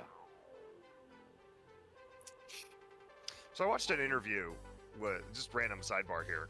Sure. If you're done, Zeke, I watched an interview with John Taffer recently where he was talking about the background, what goes on in the background of like Bar Rescue, and it's like, well, the editing him stuff up. Here's how he does Bar Rescue apparently, which is insane, by the way. So like, obviously we know that Kitchen Nightmares has a general narrative that's written beforehand, Yeah. right? And that Gordon Ramsay very much hams up his acting and everything else, and that he's actually a really nice guy when the cameras are off. But he has to be hard and fast with them on the cameras, and he does it in front of the cameras on purpose because he wants that shit to be on TV because it scares the shit out of the people, and it scares them straight. Yeah. It's like, I'm gonna treat you like an asshole until you prove to me that I don't have to treat you that way anymore, and that's gonna fix your personality, and it works most of the time. John Taffer, no, none of it's scripted. None of it's scripted. Some of it might be edited and curated a certain way, but like it's not. None of it's scripted. He apparently just his producers, which handle all of the incoming letters, he told them, I want the hardest jobs. I don't want this to be a cakewalk. I don't want to walk in and be like, this place just needs a new coat of paint and a new sign. Here you go. Have a nice day. He doesn't want any of that, right? He wants the ones that are total disasters, and he had never experienced disasters like these before. Yeah. Because he's a smart businessman, and he learned from some very good people in the industry Yeah, how to do bars and stuff. Yeah. And so he's never seen failure like that. He said on the podcast I had no fucking clue how bad it could get. No fucking clue. Yeah. But what he does it all in 4 days. Apparently what he does is he fucking shows up to this bar, right? He shows up to a bar. He has never met these people. He's never been there, right? Yeah. He gets a brief, and right as soon as he shows up, that's when his producers come out. They put some makeup on him. Not the producers, obviously, the makeup people. But, and then he sits in his van, and he gets a spiel from them. The spiel lasts approximately 1 minute. Yeah. All right, Tom and Ed are $600,000 in debt. They hate each other. They're constantly fighting. One's about to lose his home. The other's about to lose his marriage. And we've heard there's some health code violations going on in this building. And you're here to save them. And he's like, wow, thanks. And then, like, so everything, all of his reactions when he's like, man, look at this. This kitchen's a fucking nightmare. Like, this kitchen's unsanitary. That's actually just him being pissed. Yeah. Yeah. Well, And from what it seems like the setup mostly seems to be like the producers come in a few days before, they set up cameras and shit, and they're basically just like, because every time John Taffer comes in, the people who run the bar clearly were not expecting him to show up. So I'm guessing what happens is that they come in a few days before, they set up cameras, and they're just like, we are going to show up at some point soon with John Taffer. So like, they almost undercover boss it. Yeah, pretty much. Yeah. Well, yeah, they want to catch them in if they know John Taffer's coming in the next 4 or 5 days, then like, they're gonna hide stuff. Yeah. Right? They're gonna put on appearances, and he says, "I don't want that. I want to see what this place runs like on a day to day." So he just shows up in a. I feel like you gotta record them for a while for that. Though you gotta have a month-long recording or something. So when he shows up, he can just be like, we got a highlight reel of all your shittiest fucking shit. A lot of these places are set up, like, from what I know, a lot of these places are set up weeks in advance. So like a lot of times what John Taffer it's like a week and a half in advance or whatever before he shows up. Sometimes he shows up in a week. Sometimes he shows up 3 days after. Sometimes he shows up like 3 weeks after. Well, if I know the average bar rescue bar owner, they can't hold in their douchebaggery for a full week. It'll make them explode. Not typically, yeah. But but then he shows up, and then as soon as they have, the first night and the business closes, John gets the keys to the business. He opens it up, and he already does like let's look at the kitchen, let's look at the bar, let's look at that stuff. Okay, cool. He comes in on the first night and redesigns the place and comes up with a concept. He has like 1 hour to do this in. Yeah, by the yeah. way. Pirates are So- out. So yeah, Pirates Bar out, Corporate Bar in. One of his missteps, but that was early on in the That was program. that was like I know. season 2 or 3. Yeah. Yeah. I know. I'm just stealing his urine. It's probably worth a lot on the black market. I don't know, man. He's like 70 years old now. I think his urine is losing its potency. I feel like I'm talking to Moser right now. Anyway, You wound me, sir. you're not nearly as cute though. Yeah. But anyway, but like, yeah, so fucking he designs the bar in 1 hour, then he goes to bed, then he wakes up the next morning, they come in, they do stress test, they see how they have a talk, they do some training on the stuff they're going to do for stress test, then they do stress test, and then as soon as they're out of there, then they go to an off-site to do the real training on the new menu. And he's already, like, his experts are already working in the background before they even do training the same day, too, to do all this stuff. They have 4 days to redesign and relaunch a bar. The fact that he has an 85% success rate is fucking insane.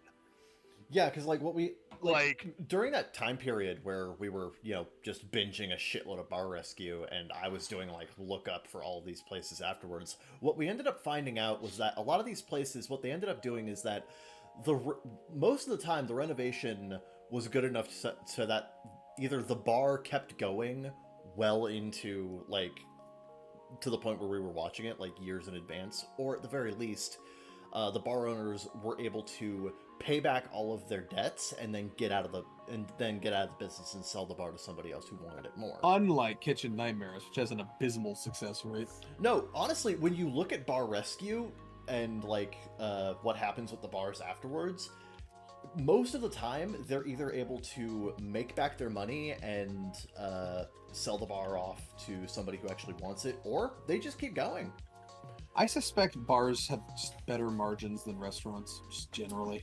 Probably not nearly as much as they have to worry about serving. So they're able to like keep a very tight, concise menu a lot of the time. Honestly, there are some bars that just have. Well, it's also just like alcohol is stupid expensive when you divvy it out like that. Indeed, yeah. So a lot of those have like crazy markups. I think part of the reason that Gordon Ramsay had such a hard time is like food is not nearly as profitable as like liquor is. Yeah. Like when you're buying, like if you're a business owner and you're buying alcohol, like bottles of like whiskey do not cost $40 like they do if you're like a regular consumer. Yeah. They cost like $5. Dude, yeah, like the whole fucking charging, and then you could make $100 of revenue easily on every single bottle you sell. Dude, I fucking got so pissed. When I looked into how much the drums of ice cream the restaurant I work at buys. These drums of ice cream are like $40 a piece for them. Like they're like $40, and they'll literally sell like $8 for like 2 scoops, and I'm like, Jesus, the restaurants are a fucking scam. Yeah. The markup on some of these things can be pretty crazy, yeah. Well, I mean, sort of, kind of, because they have staff to pay, they have the land they have to pay rent for, they have the building they have to do repairs. Oh yeah, pay for that. So no, they I have, understand. and the only thing they're selling you, they're not selling you the building or the land, they're selling you the food. So the food has to make up the cost. I understand. Yeah, no, yeah. I understand all that. I'm saying just conceptual. The concept of a restaurant, if you really think about it, is kind of stupid. Well, I mean, unless you're gonna buy straight from a farm, like, unless you're gonna buy your food straight from a farm, like anybody that sells you anything is going to have markups for the land they own to own their. I understand, but I think I understand that, but like, and even that farms have to pay for their farmland. I didn't like restaurants to begin with. The illusion has shattered for me. Both the markups and the insane amount of food we just throw away because it's just you got to have it prepped. But if nobody orders it, well then you can't just keep it. You got to throw it out. You know? Oh yeah, remember the pits of onions and produce that were being filled during COVID because no one could go to a grocery store and buy groceries. Yes. I literally just saw. Restaurants were closed and they weren't selling Dude, any I onions literally or just produce. saw there's this huge story. I literally just saw the massive pit of apples in Canada. Yeah. Because To be fair, what ended up happening to those is they got turned into compost and then used to fuel the next crop. well, that's better than most things get. Yeah. But, Yeah. Which you can't do with and then the meat would just rot and then they would turn that into manure. I've also it was also really yeah. fun reading about that because apparently Canada has like an apple cartel, like an actual like. Yeah, apparently like the fruit business in Canada is insanely like criminalized and like there's literally like a cartel that runs the fruit production.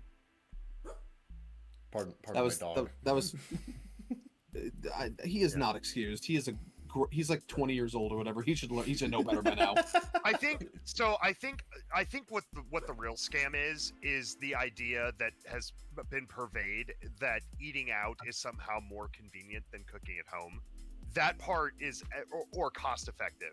That part, like, if you don't know how to fucking buy groceries inexpensively, I can't help you. Yeah. I mean, Yeah. actually, I can. It's really fucking easy, but it requires a little bit of nuanced knowledge.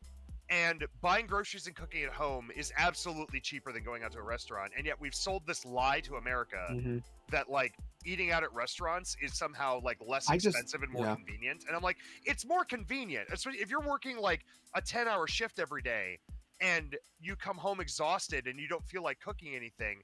I get it. If you don't have a passion for cooking, I understand. But eating out does not make your lifestyle any less expensive. It makes it more expensive.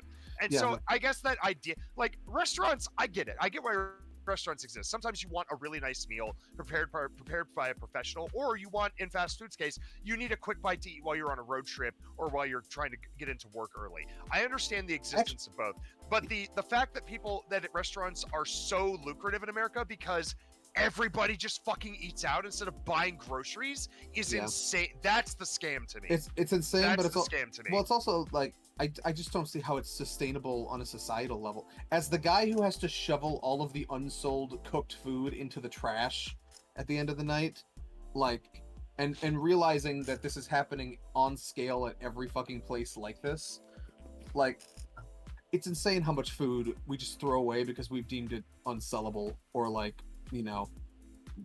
Well, because supply and demand dictate, our controlled supply and demand dictates we have to set these prices or whatever, or we can only physically sell so much food to so many people. You know, well, yeah, and part of that food cost, and I will say part of that food cost is compensating for the fact that some of your food is going to generate zero profit but cause you a loss. No, I understand. I understand that. So like, I understand. Yeah. I hate that conceptually, because of the way it's set up, or maybe there's no better way to do this concept. I don't know. There really is no. Like, if you want to produce food for a country this large, you're going to have losses involved. Well, because 1 week, because you have, because 1 week you might have people just might not eat out as often, or they might not order as much food, and then that's just, like, you can't. Well, here, my thing. You can't like. I think the number now is about 40% of our food we throw out, which I think is very high. But it's about that everywhere else in the world too. Well, my thing is that the restaurant system, if you will, like, it's not. There's a difference between there will be losses inevitable, and our whole thing is based around losses. Like, convenience is such the key factor that we have to have all the food prepped before you even arrive. So naturally, we make all this food knowing we're not going to be able to sell it, and we have to just throw it away. Which is why I think fast foods, like, as a guy who worked in restaurants for a long time, which is why I think the move towards fast food as a purveyor of fresh food is the dumbest shit I've ever heard. And that's where your losses come from. Because, like, I can store beef patties at McDonald's frozen for like 6 fucking months and never waste a single patty. Yeah. But, like, if you're asking me to now sell salads and raw meats, like like the chicken fingers that they used to sell at McDonald's before before COVID happened, and they got rid of them during the pandemic, like, those came in thawed. Those were refrigerated, and refrigerated foods are always wasted at a much larger rate. Frozen food, you can keep it for much longer, and you'll never waste a patty. I was going to make that point. I actually respect fast food maybe not now, but like conceptually, historically, I actually respect fast food a little bit more because it seems like a much more sustainable system. It is a much more sustainable system. When everything was frozen food, or highly preserved prepackaged food, we were like the losses were much lower at fast food. And Now that fast food is trying to become yeah. like fast food now is trying to become like what Applebee's was back then, where it's like, yes, you can just get a shitty McMuffin in the morning, but you can also get a lovely, luxurious fried chicken salad made with fresh chicken, fresh greens, freshly sliced. It's bullshit. It's insane. Now they have huge losses. Now the system's unsustainable, and now your fast food order costs fucking $16. Yeah, exactly, and that's not the point of, and that's not what the point of fast food is supposed to be. And it's also really, it's also much more annoying for the, it's also much more annoying and complex from an operational standpoint.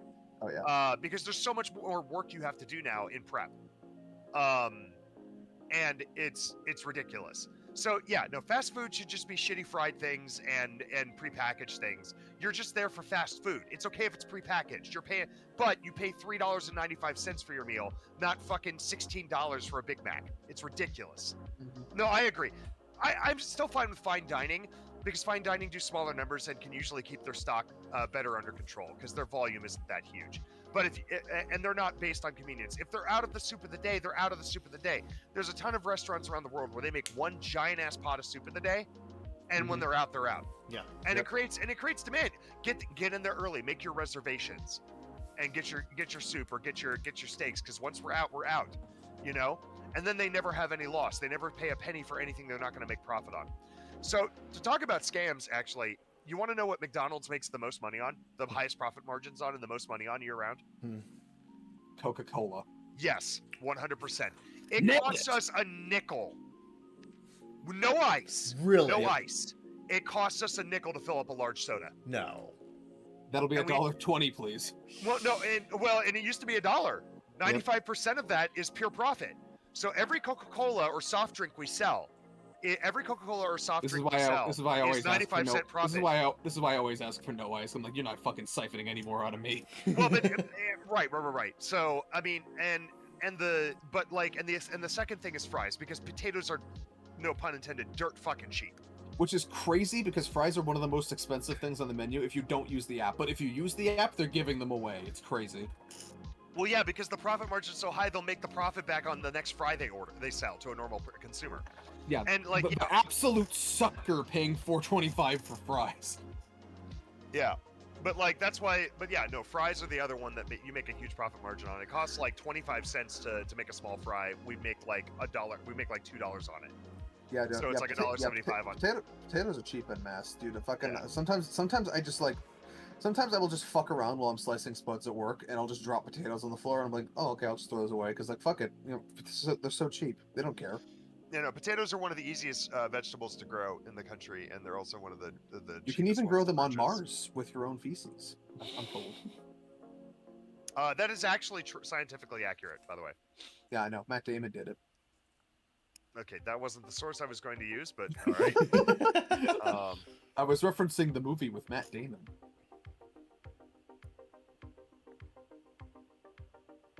Do you think his friends call him Matt or Damon? Matt. I don't know. Anyway, so like we waste a lot of food, and I think fast food is definitely part of it. But I think the biggest scam is this idea that we need to be constantly eating out, because it's the only way you can live a normal life is to constantly order DoorDash and get your breakfast from McDonald's. DoorDash is also an extraordinary scam. Oh yeah. Like it was a necessary evil during COVID, but it's absolutely one of the most evil services. I mean, like I can go to a restaurant, I can drive up to a place, order takeout, it's $12. I order from DoorDash, it's $28. Yep. And that's without a tip. Damn. Yeah. And they're it's ridiculous. They don't even have quote unquote employees. They have contractors. So. Well, yeah, they have contractors. But the other thing is that restaurants, when they sell their menu through DoorDash, they will hike the prices. Yeah. So like, you know, the 2-for-3 menu at McDonald's, which is great. You know, you get like a double cheeseburger and a small fry for $3. Yeah. Yeah, that doesn't exist on the thing. It's like $5 there. The insane markups that restaurants will do, because it's like, well, what are you gonna do? Drive out here? I'm guessing your work doesn't allow that. Well, not you only that, want but to eat lunch today because you forgot your lunch. You better pay us extra. Like, only- it's just not- that's not just only that, actually but a scam. not only that, but having vindictive scam. not only that, but having to do the orders of the people showing up to the restaurant, and also everyone around town ordering over those services, has made the workload on the people like on the line like Oh yeah, even worse. I worked during COVID. And then I worked during COVID and was, most of our business was either done through drive-through or, I mean, all of our business was done through drive-through, but a lot more of it was done through DoorDash, and it's a pain in the ass to put together. Yeah, no, I've seen a lot of And videos then from we just get like calls all the time, like, why did my soda melt? Because it sat in a fucking DoorDasher's car during winter. He probably had the fucking heater on blast at like 90 degrees or whatever. So no fucking shit, it melted by the time it got to you. Yeah, I've seen We're so not many. paying. We're not paying you for it. You ordered DoorDash. You took the risk. Have a nice day. I've seen so many distressed videos of fast food workers who are just like, we can't serve both the people showing up to the restaurant and everyone around town ordering on an app at the same time. It's not possible. Yeah, no, exactly. And the other thing, and once COVID ended, or once COVID started to ease up a little bit and we opened up the lobby again, like, it was over because we were still doing just as much DoorDash ordering, but now we had people coming in through the lobby and the drive-through. Yeah. It's like, no, DoorDash is a fucking scam, and not every restaurant needs to have fucking delivery. Or go the opposite direction and be a ghost kitchen. A ghost kitchen. Yeah. Yeah. You know those places that aren't actually restaurants, they're just kitchens that fulfill app orders. Those places. Oh yeah. I know that. That's what I thought you meant, but still. Yeah. But yeah. No, that makes sense. Yeah, no. The state of the food industry right now. Bad. It's generally. I won't say it's awful. No, it's really not awful. Like, the industry's booming, but like, I think, like, if you want to talk about scams in the food industry, the biggest scam is just the lie that we've been told that fast food is just the most convenient thing you can do, or eating out is the most convenient thing. It's not. Learn to cook. And I don't mean, and that's the other thing. I hate, and I think I've talked about this before, like a long time ago, but I hate Food Network. I despise it. I like some of the shows during the midday where they're just teaching you how to cook, which is great. Okay, You hate Adam Richman when he eats. But I hate literally every competition show, because that's the stuff people watch. They come home from work. They didn't watch all the stuff during the day. That's for stay-at-home moms, or dads. We don't judge. For boomers who don't have a job anymore and they're sitting at retirement. They don't know what to do, so they're learning how to cook something because they're trying to keep their time occupied. Trying to stave off Alzheimer's. The primetime stuff is all Chopped, Iron Chef, Chopped, Iron Chef, and other food burgers and other food it's competition food. Sure. The Great British Baking, and other stuff like Hell's Kitchen and Great British Baking. Oh, and even shows like Bar Rescue, which I love, and Kitchen Nightmares. They make food a stressful experience. Whatever happened to Martha Stewart just sitting us down and telling us how to make waffles? Well, she still does that, Sure. but it's during the morning program. But everybody's at work by that time. Yeah. Right? So the only people watching that are similarly stay-at-home moms, which is who she primarily caters to, also Snoop Dogg. And stay-at-home moms and Snoop Dogg. By the way, he has a new cookbook out called Goon with a Spoon. Pick it up.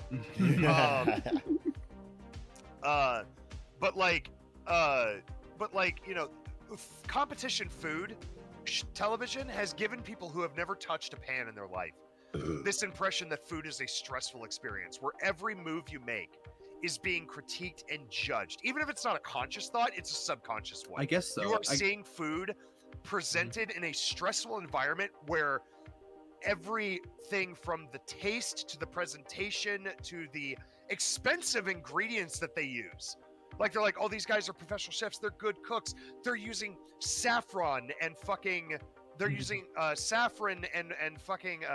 what's the mushroom we like to talk about all the time? Shiitake? Truffles? Oh, Truffles. And truffles and saffron and a fish that comes from the southeast seas of fucking Hawaii that I've never even heard of. Oh, that's what I gotta be to be a good cook. No, you fucking don't! And that's what irritates me when people are like, I don't know how to cook. I'm like... I understand Put beans in a microwave. Yeah. Add hot dogs and mustard to it. You have cooked a dish. It's not hard. I understand And your it is cheaper frustration. than fast food. I understand your frustration with the result, Yeah. but I think it's not malicious. It's just the fact that conflict and tension make better television, so that's what gets on the primetime slots. You know. I understand that, but at the same time, it's definitely there are fewer people cooking at home today than ever before, and it's not because people don't have time to. It's because and I mean, that has only helped predicate the idea true, that it's a stressful but also experience. that's cable television though. I feel like the youth, the people that fucking matter, you know, they're on the fucking YouTube shorts and stuff where a lot more like home cooks are like, you know, actually, you know, it's a lot more real, you know, they're constantly talking about ways to save money and ways to learn to cook in ways that aren't Maybe the very young kids are, but millennials have just been completely like turned off of no, cooking. I can't believe I can't believe I'm saying this, but they need to watch more YouTube shorts. Yeah, they do. I know. I just like the millennials I meet, the people of my generation I meet, just like have very little interest in cooking because, and I feel like a lot of that is due to, you know, the way it's presented on television. And even if you don't have cable, you have Fox. You've seen Hell's Kitchen. You've seen Gordon Ramsay ripping a poor fucking up and coming chef's head off for missing the lamb sauce. I don't even know how to make lamb sauce, and this guy's getting torn apart over it. Clearly you put the lamb in the sauce. It's easy. but that's the kind of television. Even if you don't have cable, like you still look at things like Hell's Kitchen. I guess I just and I then feel you like talk about, you know, oh, this guy's in 600,000. It's always it pertains food. It shows food as a stressful experience. I guess that I guess definitely contributed to part of the problem with millennials. I suppose so. You know. I feel like the attitudes have shifted though. I feel like that kind of stuff. Yeah, I'm glad it's to like see. It's like a joke to them. A lot of my cooking comes from YouTube. Like I sit at work all day and I look at cooking videos. I've got like 7 or 8 different. Sure, yeah. You talk about you talk about those influencers, like guys like Gordon Ramsay. They're like a joke. They treat him like a joke. It's like, you know, when they get all angry about that, you know, it's like that whole culture to them. I think, is like, still. Well, I wouldn't say a joke. People still respect him as a great chef. Oh, sure. Sure. Nice But guy. I should better say Kitchen Nightmares is the joke. You know, it's like that kind of environment. Yeah. He's a meme. Yeah. Gordon Ramsay's rage is a meme.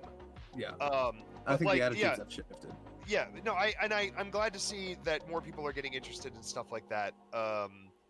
And a lot of my cooking has prowess in recent years has come from just watching YouTube shorts and realizing how easy cooking can be to make fun recipes with shit you'd never think about. Like there's this Korean guy, Cooking Haru, who I follow, who made these delicious little banana tarts with a piece of white bread, a piece of mozzarella cheese, banana, and a little bit of maple syrup. This is all shit that most people would have in their fridge anyway for making sandwiches and just having fruit. You don't keep bananas in the fridge, but yeah.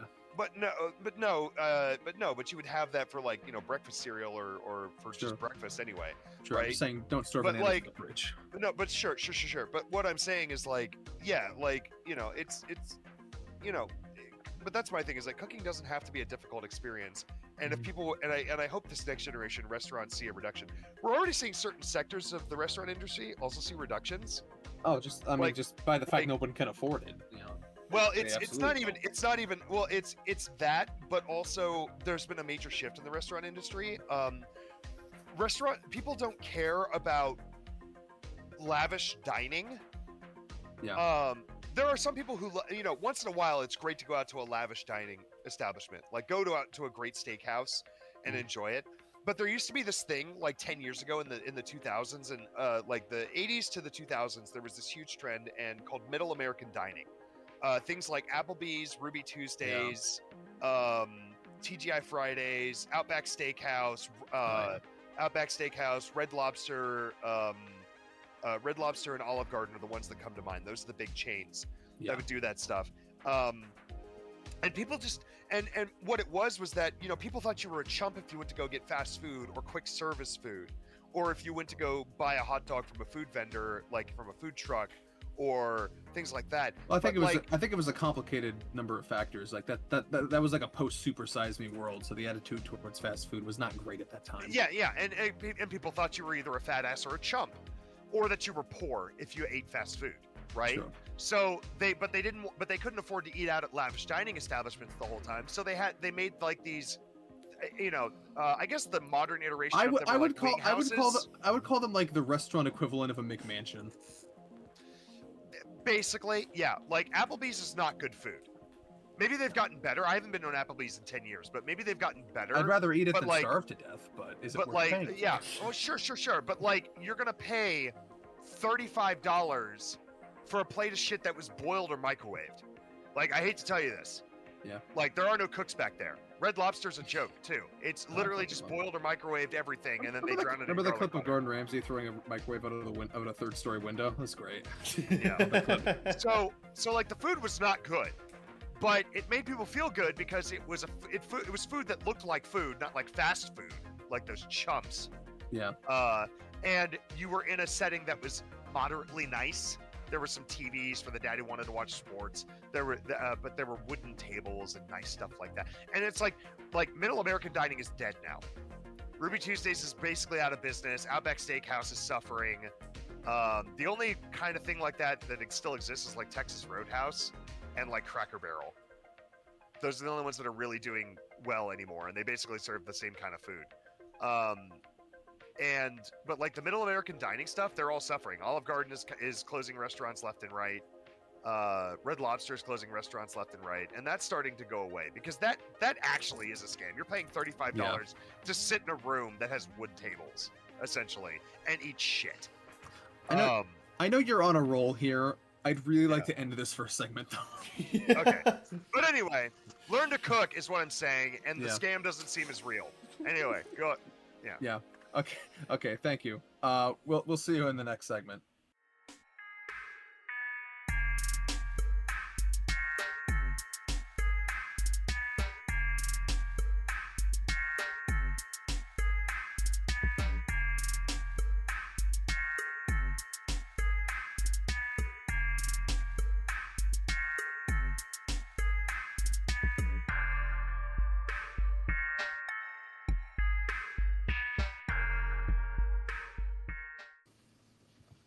Hey y'all, welcome back. It's time for the Reddit dive. We know you've missed it. I've certainly missed it. Well, Oh, everybody yeah, else you, missed it right, for 5 weeks now because so you didn't decide to stream. Yeah, shit just happened. That's not entirely accurate summation. By the way, speaking of, real quick, have we ever thought about going to a live streaming model and then just recording the live stream? We did that. We used to do that actually. What was the problem with that? Why do we have to have Kevin edit shit? Google Hangouts became shittier. It became a lot more annoying to get people in. But we also had a lot more guests back then. Google Hangouts had problems. Let's leave it at that. Yeah. Discord doesn't seem to have many problems with connectivity issues. If it happens, it happens. That's kind of part of the fun of streaming, as I've discovered. Scuff is part of the fun. In a way. We should consider doing that. Makes it easier.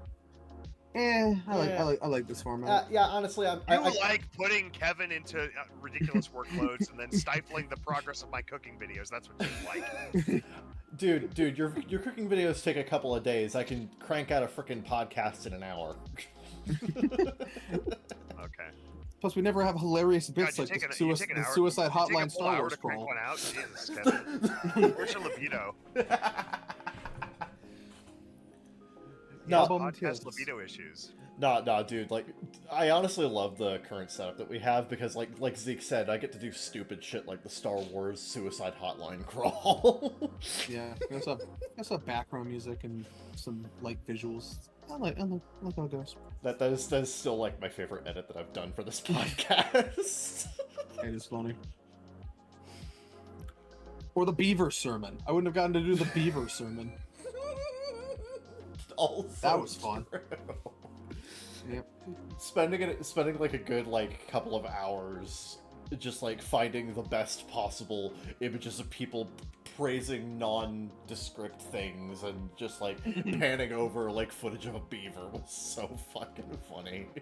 Yeah, if you didn't watch that episode back, when we did that beaver thing, I included a segment. I had ChatGPT write me a sermon about a beaver-themed religion, and I read that out loud with some stock footage over worship. We have it. Yeah, instead of our usual like loading screen in between segments, we have an entire like sermon about the beaverist faith. That was great. Have you accepted beaver into your life? Nice. We believe in beaver. All right, let's start the Reddit dive. Yeah. Now, Yeah. now. Yeah. Yeah. Am I the asshole for telling my wife that our 4-year-old son won't eat her cooking primarily because she's a terrible cook? It's like, honey, I know you've put everything into your cooking, but you suck You need at other it. ingredients that aren't love. Yeah. My wife, 34F, and I, 39M, have been married for about 10 years. During these 10 years, I have done the majority of the cooking. Having kitchen experience, I am confident in my abilities, and she fell in love with my cooking fairly early in our relationship. She did occasionally cook for me during this time, but I tended to want to avoid it because, to be brutally honest, it was never any good. Now that we have a 4-year-old son, and she's a stay-at-home mom, otherwise known as a saham, she's cooking a lot more, and it's not going well. I've heard her have the same argument with our son probably 100 times by now. It always goes like this. Step 1, she cooks something that he has previously said he doesn't like. Step 2, he doesn't like it, often expressing his disgust with yuck. Step 3, she throws a giant tantrum and tells him that if he can't eat his dinner, he should get out. Step 4, he cries and argues back. Step 5, I'm left picking up the pieces. Well, last night, my wife decided to make her seafood stew. Her seafood stew is among her worst recipes. She essentially just throws a bunch of fish into a pot, overcooks it, throws in some vegetables. Yes, she puts the vegetables in after the fish, and then throws in a couple of cans of tomatoes and lets it stew for a while. That sounds It manages to be both horrible. It manages to somehow be both devoid of any actual flavor because she barely seasons it, but the acidity of the canned tomatoes is downright horrible. I've been trying valiantly to eat her cooking for the better part of a decade now, and even I find it awful. The second my son saw the stew, he said he wasn't going to eat a bite of it. Naturally, my wife flipped her lid at him and told him to get out. Instead of trying to de-escalate them, I told her that it's her own damn fault for never even trying to learn to cook, and maybe she should be getting out. Maybe she should be getting out if she can't feed her own child. She shrieked at the top of her lungs, said she'd eat all the stew herself, and stormed away. I just snapped. I reached my breaking point, and now I'm afraid I went too far. Well, did he go too far? Her cooking is shit, though. I really like top comment. Who tells their 4-year-old to get out? Yeah, what the fuck? Yeah, that's another thing. Like, Where are they gonna go? You are. What does get out even mean in this context? Does he have his own apartment? Yeah, you're not even like treating your child very well. Like, the cooking is the least of your issue. I'm gonna say not the asshole here. I'm gonna say not the asshole. Because, like, probably not the asshole. Because, like, your wife's a shit cook. Like, yeah, your wife's a shit cook. She doesn't want to learn how to cook better. She doesn't want to do anything to make the food more palatable for her kid. And instead of, trying to understand why it's bad, why her kid doesn't like it, she makes it the kid's problem. So no, you're not the asshole. You married a psychopath, not the asshole. I wouldn't say married a psychopath. I would say married a very stuck-up idiot. Yeah. Yeah. Either way, not the asshole. Not the asshole. No, absolutely. Well, that was an easy verdict. What the fuck is this? What the? Why is half of this post in its own scrolling text box? What the fuck? I'm not reading that one just because it's weird. The formatting is incorrect. Like, I've never even seen that on. I didn't even know you could do that on Reddit. Me neither, actually. Wow. Yeah. Let's see here. What to send to Kevino? Kevino? Is that what we're calling him now? No, please no. Is that what the kids are doing? A little bit of Kevino? Those are my dog's pain pills. Okay, here we go. Am I the asshole for refusing to make a cookie table for my son's wedding? I mean, that sounds like a lot of work. You know how hard it is to make a fully functional table out of cookie? Right. My son is marrying Wendy, and the wedding is this summer. Who the fuck is Wendy? What is her age and gender? I don't understand this. Oh god, I'm assuming her gender! No! Yeah. She is not close to her own mother for multiple reasons and is pushing hard to have me fill in the gap. I'm not comfortable with it at all, especially with how hard she's pushing. She has multiple times overstepped boundaries, such as inviting herself along, discussing very personal issues, very touchy subjects, etc. No, it doesn't say subject. Oh, it just says very touchy. Very touchy. So as far as we know, they're just like grabbing face and being like, Right, due to these issues, we are not. Do that sound again. Hold on. Do that sound no. again. You know, kind of like a ant pinching cheeks, but the other way around. Yeah. Okay. Well, Yeah. Okay. Does that satisfy you? no. Kevin, keep reading. My son, sorry, due to these issues, we are not close, and my own daughters are not a huge fan of her. She asked me this week if I would make the cookie table for the wedding. It's something the bride's own mother would do with other female relatives. This is the first time I've heard about this tradition, and I did some research. I would have to make over 1,000 cookies from scratch to feed the wedding guest. I asked my Wait, wedding guest. Who's eating 1,000 singular, cookies? Yeah. Well, just fat to feed Carl. just fat bastard from Austin Powers comes in. Get in my belly! I'm here at the wedding for my over 1,000 cookies. Pay tribute to me so I may bless your matrimony. I asked my daughters if they wanted to do it, and there was a strong no. I informed her that I cannot do it, it is way too much work and I don't have the time. She told me okay, and I thought that was it.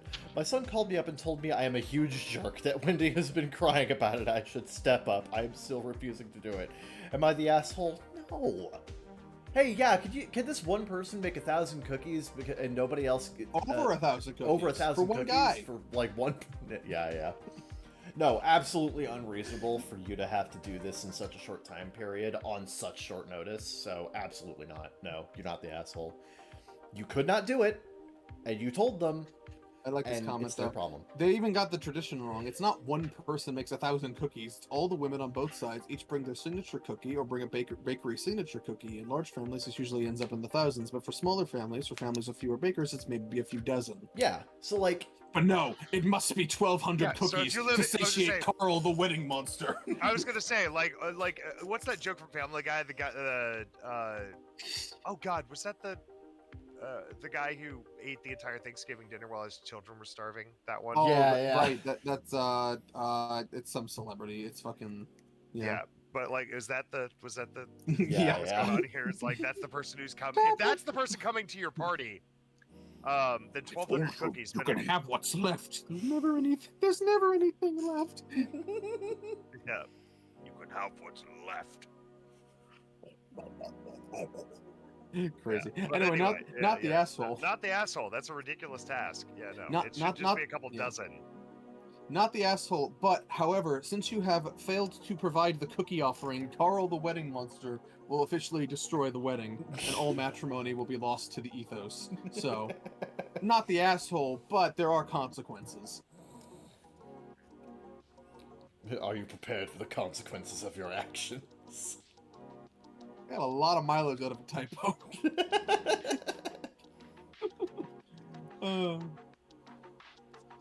Let's see here. Nope, not that one. Not that one either. Not that one. If you wanna come by with my house with a bunch of bridesmaids wielding cookies, though, I wouldn't mind that. Good to know. Make sure you don't wear anything except an apron.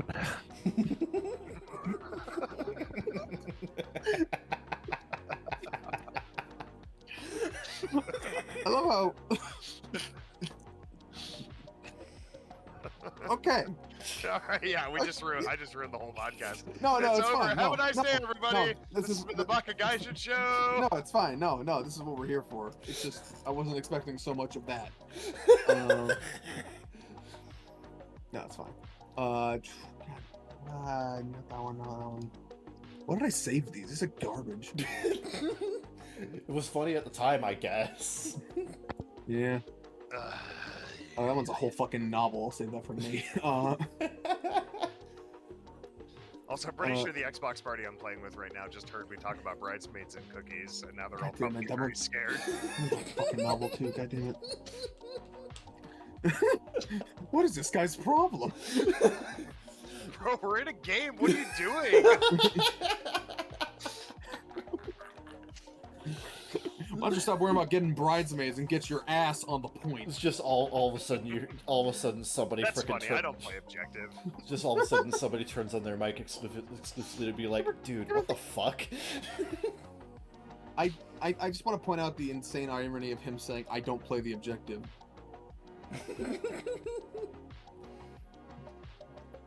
I have a lot of experience with that not being the case. Yeah.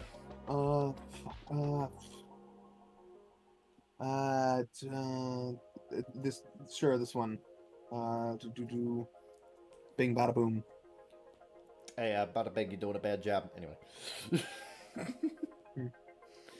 Am I the asshole for not telling girls I hook up with my ethnicity? Let's find out. I, 21M, am Indian American but Punjabi M descent, so white people often confuse my ethnicity, often as Mexican Latina. Okay. Yeah. The way that you've described it is like, it confuses my ethnicity is like, what is your inner fucking Punjabi just look at white people and go, I don't know. Yeah, I was like, hey, look at that Indian. Actually, I'm Punjabi. Oh.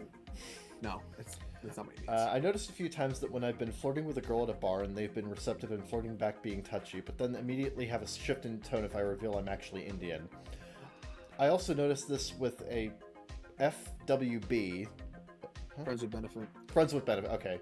She didn't really know my ethnicity, but when I told her, she began to air me. I can't help you in that. I don't know what that means. I don't know what that means. So now I decided to just dodge question on it. As these are hookups mainly in casual flings, I am able to just deflect, often asking them to guess and then follow up with, if you can't tell, it doesn't matter. And most of the time this works. I told my friend if I'm doing this to continue to get laid, and she said this is deceptive and I'm an asshole. Am I the asshole? What the I didn't realize knowing someone's ethnicity was a prerequisite for consensual sex. I how many fucking racists do you know? Yeah, top comment. I'm not sure. I don't get why your ethnicity would matter. If this is an actual relationship, sure, because of the possible cultural differences. But hookups and ons, I'm going NTA for now. This guy explains that Indian men currently have a lot of negative stereotypes. Small package is just one of them. India currently has a sexually repressive society, so many men there have little experience with women and will sometimes act like horny one-year-olds well into adulthood. How many horny one-year-olds do you know? Yeah, what the fuck? Initially, there's a lot of online sexual harassment perpetuated by English-speaking Indians for the same reason. Oh, I know. I've seen the Facebook post. I'm aware. Yeah. Oh, he meant he meant horny 13-year-olds, not horny toddlers. Edit not horny toddlers might be one of my favorite edits I've ever seen in a comment. To associate the stereotype with individual Indian person you meet, however, is just racist. Also forgot that India has a very high rate of rape, making Indian men have a reputation for being creepy and predatory, even though this is not warranted on the individual basis. Yeah, even if it was warranted over there, OP is American. So yeah, I'm gonna say not the asshole. Not the I'll err on not the asshole here. Yeah. You're gonna air him. That's what he doesn't want.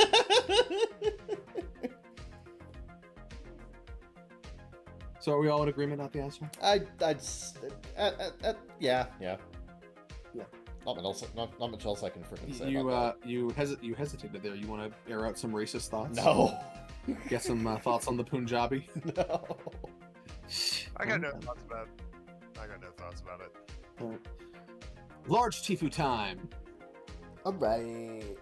Today, I fucked up by accidentally murdering someone's cat with my bare hands. Oh no. This is honestly the craziest thing that's ever happened in my life, and I'm still trying to wrap my head around how this series of events actually took place. I already know people will think this is made up, but at this point I don't care. And I'm mostly just writing this out for my own sanity. So I, 30M, hey, me too, driving to work around 7:45 a.m. I work in a financial investment firm, can't relate, and go down to a residential road for a stretch each morning. A bunch of small houses on either side kind of thing. As I'm driving, maybe 30 miles per hour, I see a blur of something run in front of me. I try to swerve out of the way, but I feel like this bump under the wheel. Shit. I pull over and look in my mirror, and on the side of the road, now in someone's yard, is an orange cat. I assumed I had killed it, but my heart sank as I realized it's actually twitching and having some kind of muscle spasm. My parents actually grew up on a farm, and I'm sort of familiar with putting animals down. I haven't done something like that myself, but I think in the heat of the moment, in the adrenaline, I was sort of able to get in whatever state of mind I needed to try to end its pain. So I get out and walk over to this cat, and in this moment, I feel very confident that I'm doing the right thing to just end its misery. Based on the impact I hit it with, I can tell this cat is going to die, and I can just speed up the process. So without going into graphic detail, I got down on one knee and pretty quickly put an end to it. After all this is done, I call the emergency line and let them know that there's a dead animal there and just head to work. I'm pretty shaken up, and after I told my supervisor what happened, she said I should just take the morning off if I'm not feeling great. I agreed and headed back to my car. Here's where things get very weird. I'm walking up to my car when I notice some fur sticking out in my front out of my front wheel well. Assuming it's from the cat, I bend down to pull it out, but when I go to pull out this fur, I instead pull from my wheel an entire dead cat. At this point, I legitimately start kind of panicking and wondering if I'm tripping balls or in some kind of fever dream, because I already killed this cat like 45 minutes ago.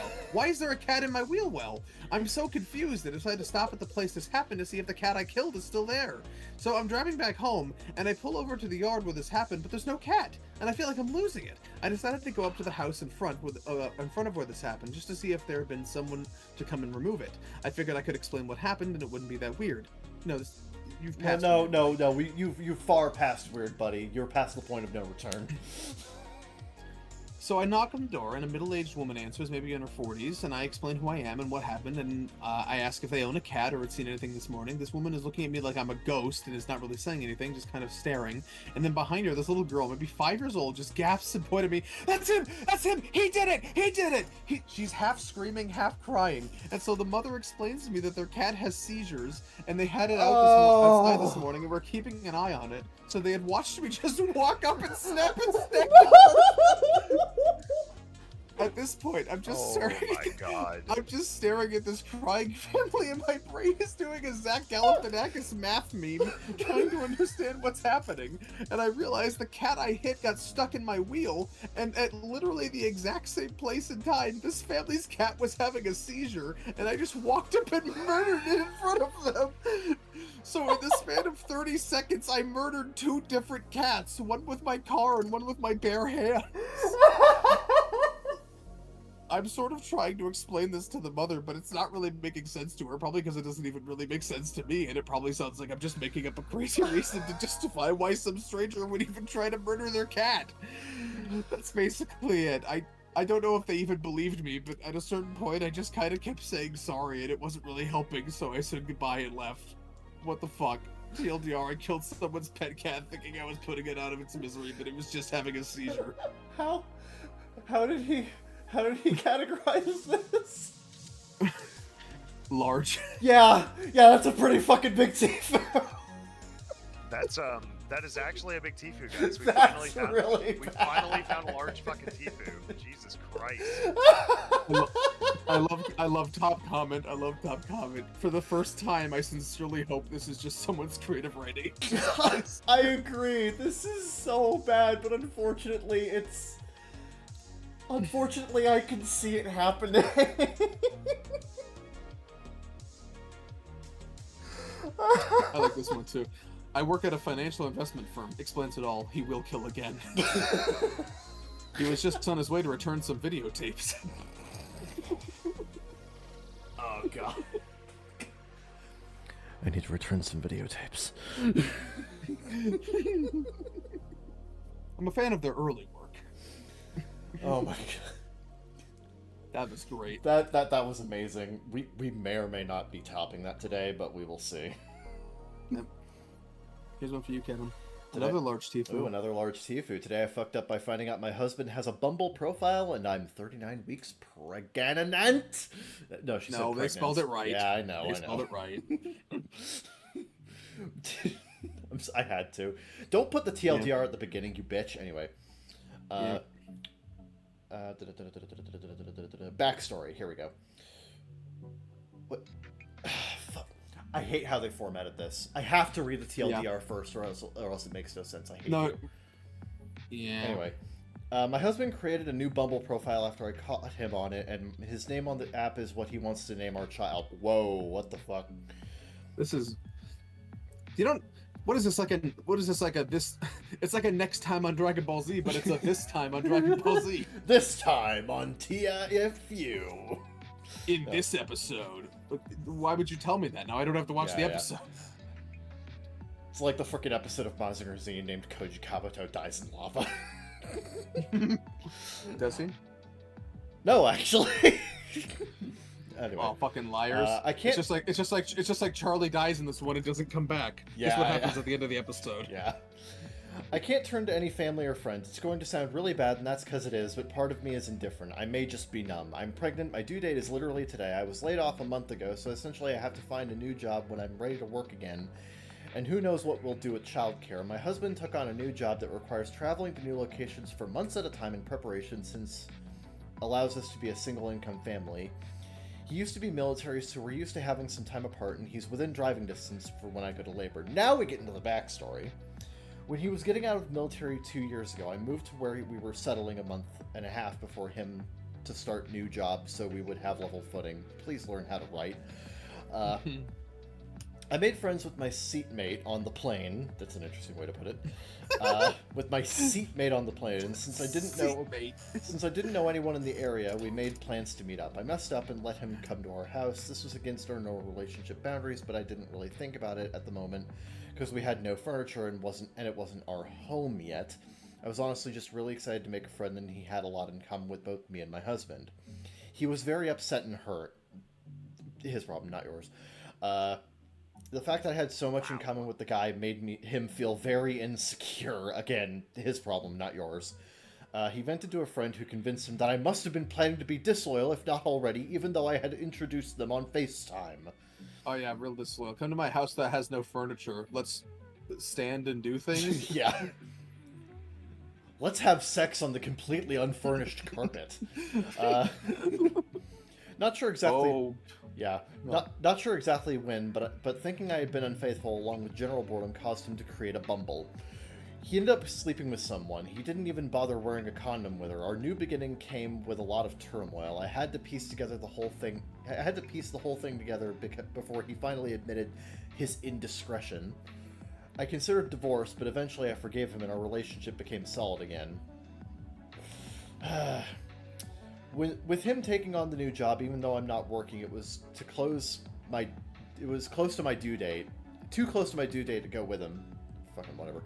I shared my insecurities, and he reassured me that he would be loyal, is happy with me as his wife, and content in our relationship. He came for the weekend after his first week away. Insecurities got the better of me, and I snooped through his phone and found Bumble. I downloaded the app and logged into his profile on my phone. I was going to wait to see how he acted, but confronted him instead. Okay. Essentially, he apologized and said it's for ego and boredom. I was upset, but I'm pregnant and didn't want to negatively affect the baby, so I told him I didn't like it, but I set ground rules. Take down the photo of him with our dog, don't give personal details, conversations stay on app and don't extend to any other platform or meeting up. Well, second week away, he started chatting with a girl and told her exactly where and what he was doing for work. He also re-added the photo of our dog and asked if she would like to have dinner and show him around so he can figure out where to buy a house. I confronted him the next morning, and I was no longer logged into his Bumble. Wait, what? Were you logged in? Whatever. Yes, it says Okay. It says earlier they don't. You're having a lot of trouble reading something that is not actually that poorly written. Yeah. Later that day we talked, and he said he deleted the app because it wasn't worth negatively affecting our relationship. He did ask if I messaged her on the app, which I thought was odd, so not sure what happened there. She might have unmatched him? ? There were two other girls he was talking to, but hadn't gone that far in the conversation. I wanted to believe him, but wanted to believe him, but knew I couldn't till I had his phone nearby to snoop again. I couldn't tell if he was being obvious, so I had to snoop. My husband's biggest flaw is that he will fib and try to lie his way to get out of trouble. He hates when people are angry at him due to child abuse and tells half-truths if they think it will help the situation. He has some mental health issues the military caused, and I think the stress of being completely financially responsible for our family and a new baby are getting to him. I, in theory, wouldn't mind if occasional meaningless straying happened if it was a mutual decision, within set ground rules, and he was forthcoming, but that's not the case, and especially not okay while I'm growing his son. That's a accurate way of saying that, I guess. It's a fun way to put it. Mm-hmm. He has been the one who is adamant that monogamy is essential. Realistically, it seems like he wants me to only be with him while he does what he wants. Many such cases. Well, he came home this weekend, and I took the opportunity. It's like a guy's dream. Sleep around, woman makes dinner and produces baby. Yeah. Grows it even. Like a bonsai.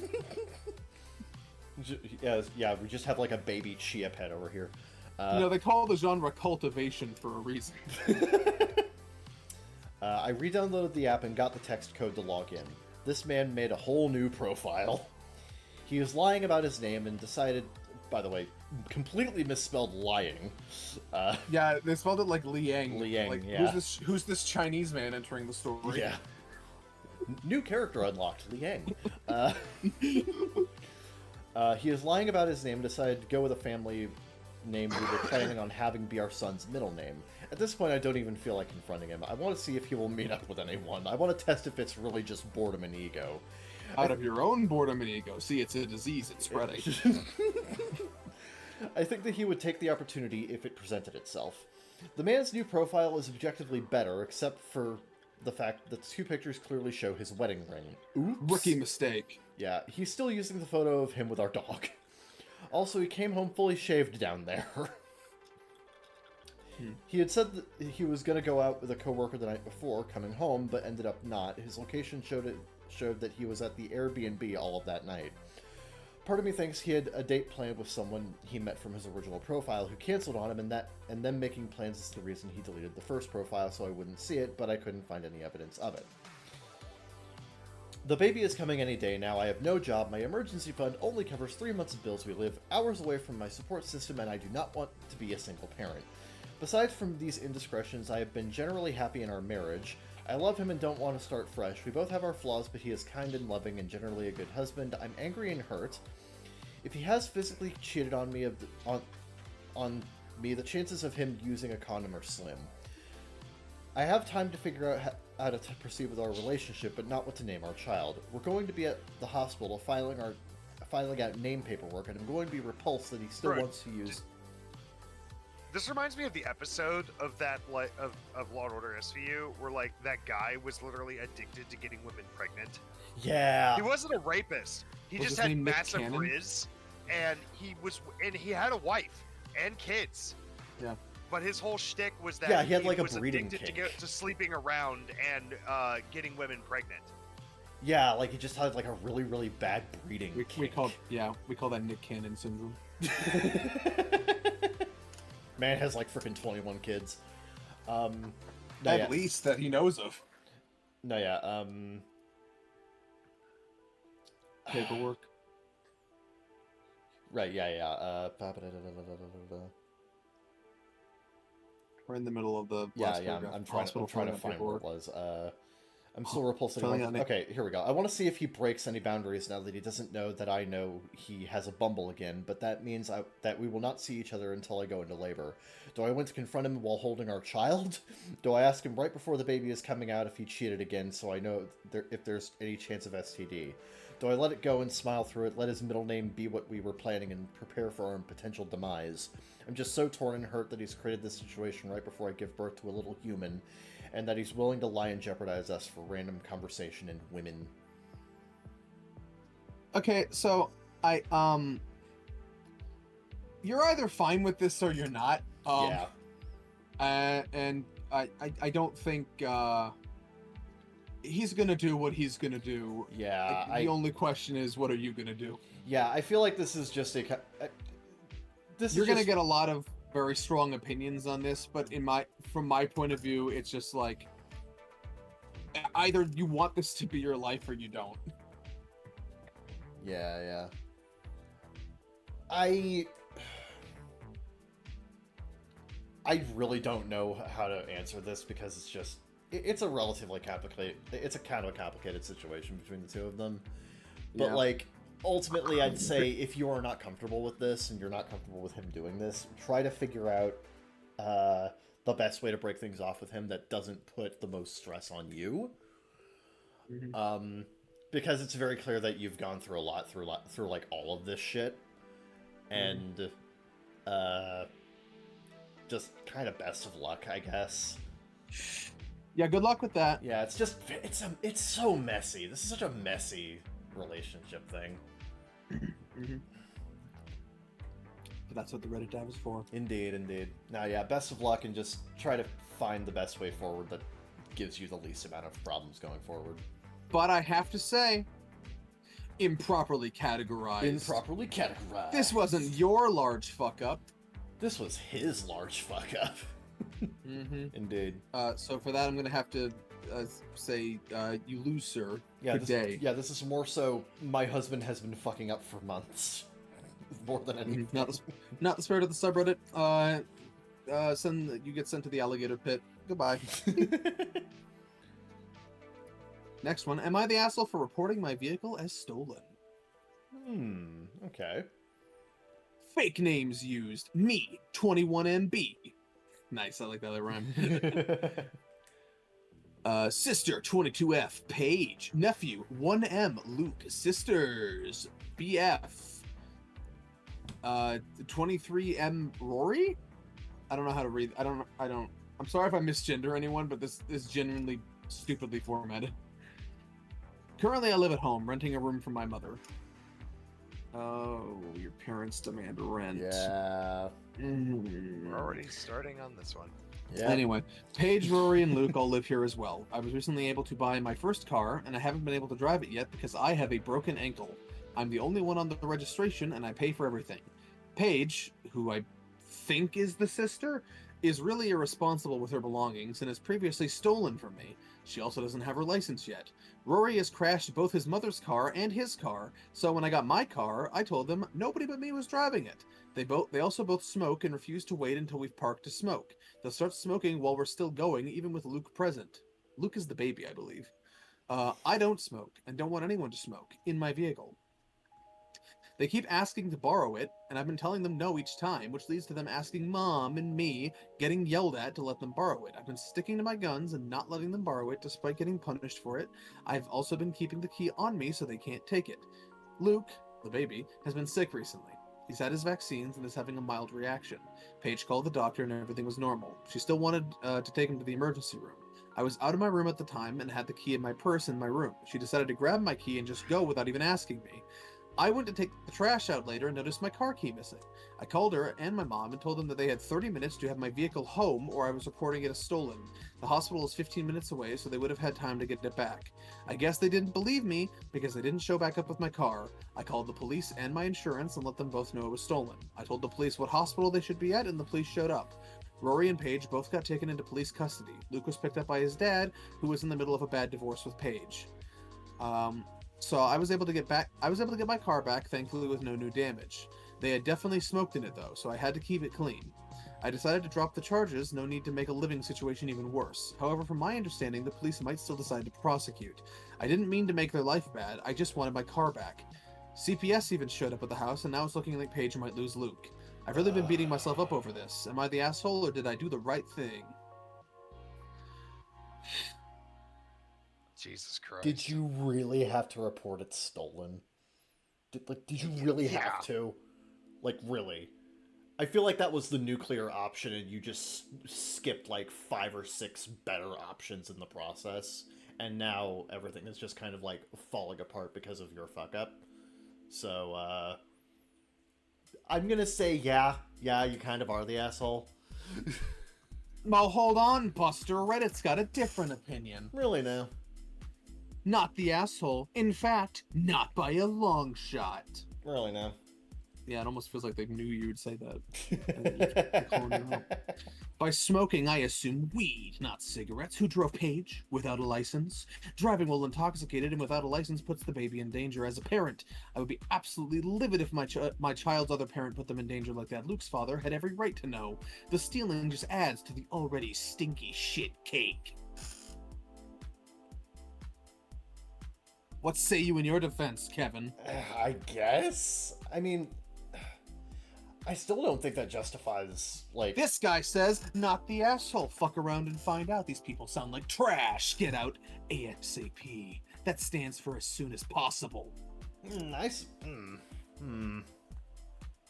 Not the asshole, not even close. These people feel strongly about this. Also, this guy's a Lum fan. That's his username. Okay, a little based, but... He might be talking about the Rayman Lums, though, I don't know. Maybe. Paige fucked around and is now finding out, and Mom did you no favors by supporting her. I suspect that CPS got involved due to the police investigation, and the smoking of weed is not helping Paige's case to keep Luke. I know you feel bad, OP, but don't get yourself down. Just stick to your plan and get out with your car and other stuff. I also recommend safeguarding your important papers just in case Paige, Mom, and Rory try to get back at you. This This guy feels... D-Horse Babe 31 feels very strongly 110% not the asshole. I would have reported the car stolen also because they did basically steal it. I rarely let anyone borrow my car. I let my mom borrow it once while hers was in the shop, but I trusted her 100%, and she had full permission from me, so that's different. You were responsible and gave them a chance to bring it home. They deserve what they got. If you do have it professionally detailed to get rid of the smoke, the money should be coming out of Paige's pocket. From my understanding, Luke sounds to be a toddler or infant, so I can understand how crucial the situation could be, but that does not give you the right to just steal someone's car, especially when they've made it clear they want nobody driving it. Yeah. If you have a baby in your care, don't smoke them out. That is a fair point too. Yeah. I like this comment. Wait, you pay rent and get punished? What the fuck? Yeah, your mother's the real asshole. Yeah. Fuck that. No. I guess. Yeah. Those are all very fair points, honestly. I'm gonna go with everyone sucks. Yeah.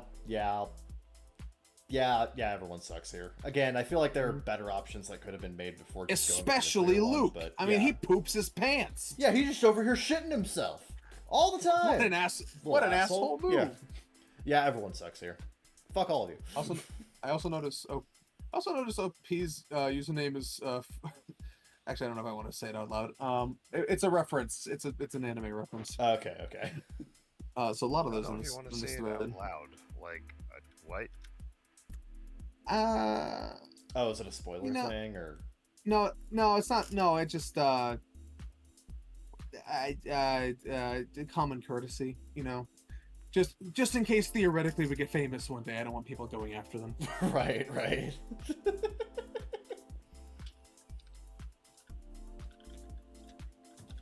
Sometimes I'll. I don't know. I guess that's kind of hypocritical of me. I say a lot of usernames out loud. I don't know.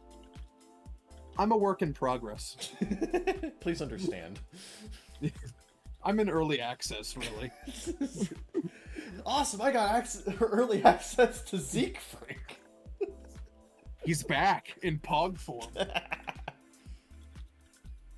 Let's see here.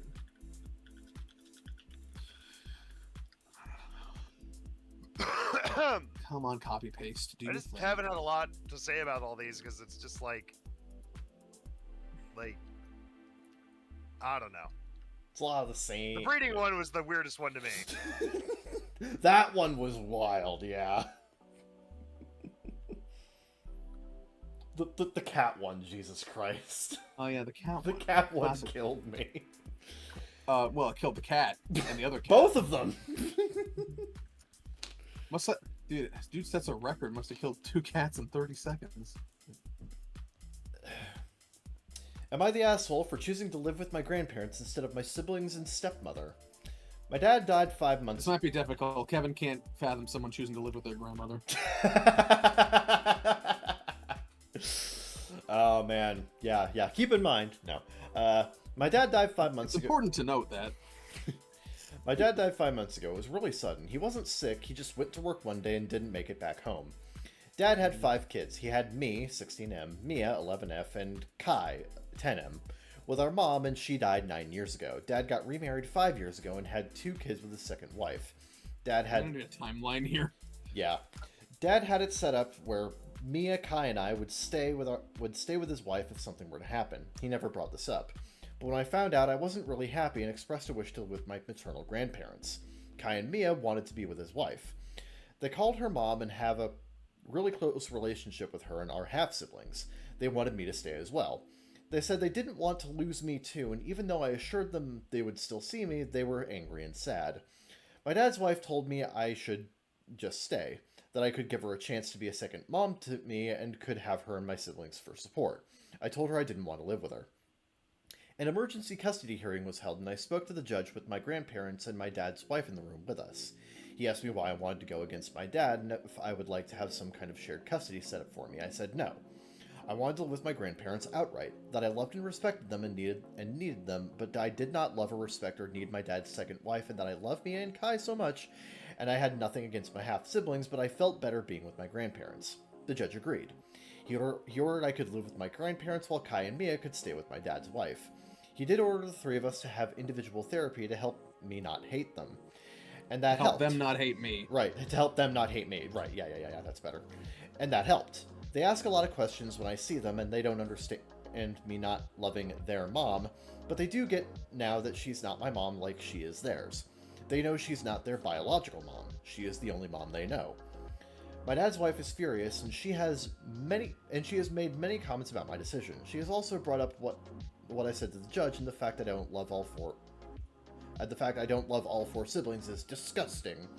But she said I turned my back on my family, and I basically said I didn't care that she has done her best to be a good mother to 3 kids that weren't hers. It wasn't good enough for me. She said my decision was totally unfair to everyone and I was selfish. Am I the asshole? No, this sounds like the decision you had the right to make. No, you absolutely had the right to make this decision. I don't know you people, so I can't really say whether it was the right decision or not, but I can say it was yours to make. Yeah, on the baseline though, like, this is not a person you were familiar with. Kevin, read top comment. Is it the info one? Yeah. Yeah, info. How much free babysitting did your stepmom lose when you left? I got her number. That's also true, yeah. Mm-hmm. This is my first thought. Stepmom lost the oldest.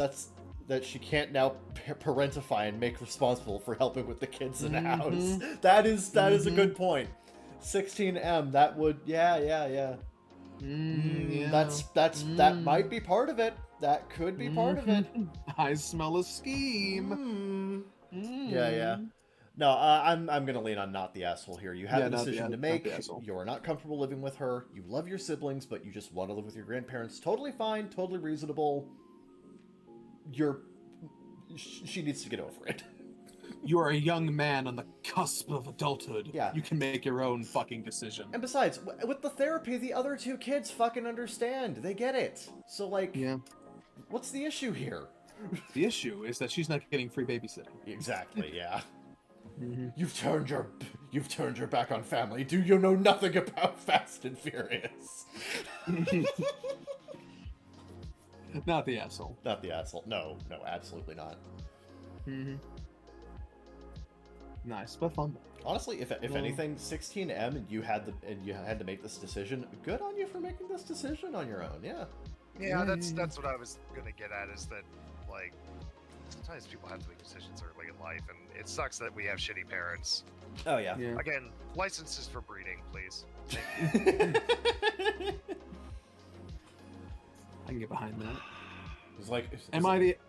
Here is your fuck card. Well, more of a procreation license, yeah. Sure. We're not trying to go all 69. I know, yeah. Human touch has been outlawed. By the Council of Dick Elders. I love that. Am I the asshole for denying my son Rooty Tooty pancakes? Oh, I gotta hear this one. This is serious stuff now. You don't the criminal justice system. Every Saturday for the past 10 years, me and my boys go out to Saturday breakfast. We alternate who picks what restaurant to go to. This morning, my 10-year-old said he wanted to go to IHOP, the International House of Pancakes, formerly International House of Burgers, formerly International Nobody House needs of to Pancakes. know. I told my 16-year-old, 13-year-old, and 7-year-old we'd be leaving in 10 minutes. Everyone but my 13-year-old was ready to go. I called him downstairs, and he came with a blanket and said he didn't want to go. I said, "Okay, bye." He then said he wanted He then said he wanted Rudy Tooty pancakes, eggs, bacon, and 2 orange juices. I said, "Then put on clothes and get in the car." And he said, "I'm not going." I said, "I'm not your Uber Eats. If you don't want to go, then fine, but I'm not bringing you food back. The point is to have us guys sit together and talk turkey." He said that wasn't fair, and it was just one time. I said bye and started to leave. He came running down the street to get in the car. I should have left him because he was in a mood that whole morning. I diagnosed him with 13 years old. Yeah. This is just a normal fucking this is like regular freaking like teenager behavior. maybe he had no, shit going when I on. was I don't know. belligerent, my parents took things away from me. They were like, "Well, we were gonna go get food, and I don't now think we're not." I don't think it was unreasonable of him to ask, but I also don't think it's unreasonable for him to not want to do that. So it's just like, I don't know what he had going on. Yeah. If he wants to draw this boundary, that's perfectly fair. But it's also, I'm not going to demonize the kid. He's just, he thought he thought he could get food and not go, and it's like that's not how the rules work here. So that's just how it is. Yeah. So. Yep. You're the asshole, though. You can't deny your kid Rudy Tooty pancakes. How I mean, dare you? Yeah. Just on the hilarity council, I sentence you to death. So Right. You have denied him his Rudy Tooty pancakes. the International House of Pancakes has decided your fate. Oh my god. Where do you think we get the sausage? It's time for the lightning round. The group of Sure. pancake elders. All right, lightning round. Opinions. Here we go. Let's go. This is the lightning round where I have to rapidly type in the word unpopular opinion to get to the unpopular opinion. Somebody where unpopular opinions live or die or not. We agree. Yes, maybe. Anyway. Unpopular opinion. Did you just have a stroke? No. Okay. Unpopular opinion. You do need to find your partner physically attractive right out of the gate. That's normal, not shameful. Yes, personality matters too, but I cannot stand it when I see others shame someone for saying they aren't physically attracted to someone. That's okay. It's 2 checkboxes, body and mind. The body's based on looks and decided within seconds of meeting someone. We really have no control over this. The mind personality part obviously takes more time to sort out. To me and to most, if someone doesn't check both, they don't have interest in being with them. Some claim that that look attraction changes after getting to know someone, but for me personally, this has never happened and never would. For most I've spoken with on the subject, it's the same, and that's okay. It's normal. It's not shameful or shallow. The great thing is types exist. There's someone's for another's 7. Seriously, looks matter, people, and that's fine. I That's just not want to be someone to touch me at this point. bring cookies. That's not to say be cruel in how you reject someone, but just understand that looks are important. I hate that this is an unpopular opinion. Yeah, no, I feel like that's important for some people, and that's completely fine. Yeah. What's great about this subreddit is that it's a nice even split between actually psychotic person who wants to convince everyone they're normal and normal person who says normal things that have become unpopular opinions in our crazy time. Yeah.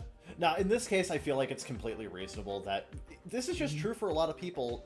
Appearance does matter, and that is completely fine. It's not necessarily a judgmental element of it. It's part of attraction. Yeah. So, no, that's reasonable. I think people who might disagree with this need to look at it from the other end. Like, you're not entitled to have other people find you attractive. Yeah. Yeah, like that's and that already shows that you're like probably not going to be great relationship material anyway, because it means you're not respecting the other person's standards. Yeah. Like, if I'm going to be in a relationship, I want to be the best I can possibly be, and if that includes eating 16 cheeseburgers a fucking day, and like, not taking care of myself, like, and then I get upset that the person I'm interested in has no interest in me, well, that's because I didn't understand them, or I didn't understand them as well. You got to meet people halfway. Yeah. I also am very aware that like a lot of people get very upset when they don't when people. I mean, there's obviously the people who are too shallow where they won't date anyone. Yeah. Sure. Unless they're like a supermodel status. Like that's maybe a little ridiculous, but if basic hygiene is important. But it's also their decision to make, and depending on how high their standards are, they might. Like, that's the reality they have to live with if they can't get that. So yeah, exactly. Yeah. But no, there's nothing wrong with all that. This song does not fit this fucking conversation. Hold on. There we go. Let's see here. Unpopular opinion: stop blaming fast food workers for why it takes so long to order. We had a whole rant about that in the first segment. We did, yes. Yeah, go rewatch the first segment. Anyway.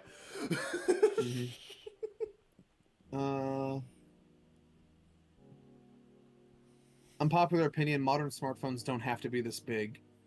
I think modern smartphones are just following the same trend that TV did like 10 years ago. Yeah, bigger is better. That kind of thing. Yep. Mm-hmm. Introducing my new 300-inch television. And then Farnsworth turns on the TV. It's like, now introducing the 301-inch television. Yeah, because like, hell! that's kind of the thing about like technological advancement, particularly with smartphones, because we started with trying to get them as small and compact as possible, and then we started to try and get them as thin as possible, and we've kind of reached an absolute zenith of thinness. So now we're trying to be it's too fucking thin for a multitude of reasons. Yeah. So now we're trying to, expand it so that like, bigger screen meaning more resolution so you can see things better and that kind of thing. Like, it's always going to be an arms race of some kind with technological advancement. So it's just another. If anything, I want my phone to be thicker so it can have a nice fat battery in it. Yeah, and so I can throw it at somebody and actually cause some damage. I mean, what? Oh, yeah, true. Look, if I can't use my phone as a blunt force weapon, honestly, that was the best thing about late 80s. What are you even good for? Honestly, that was the best thing about late 80s and early 90s cell phones. Those things were bulky as shit and could kill. Yep, I agree. Trends come and go. Yep.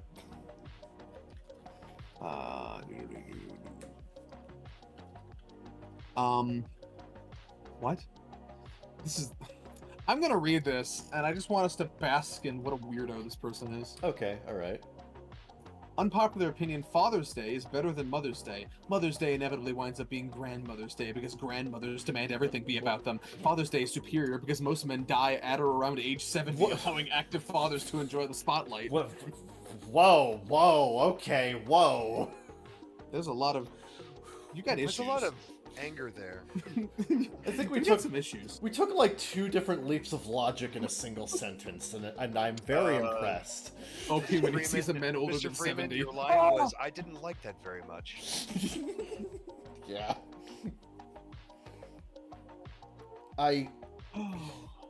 You do you, buddy. Next. Skip. Unpopular opinion, if you brake before your blinker, you're doing it wrong. Yes, that's actually true. Yes, like factually you're doing it wrong.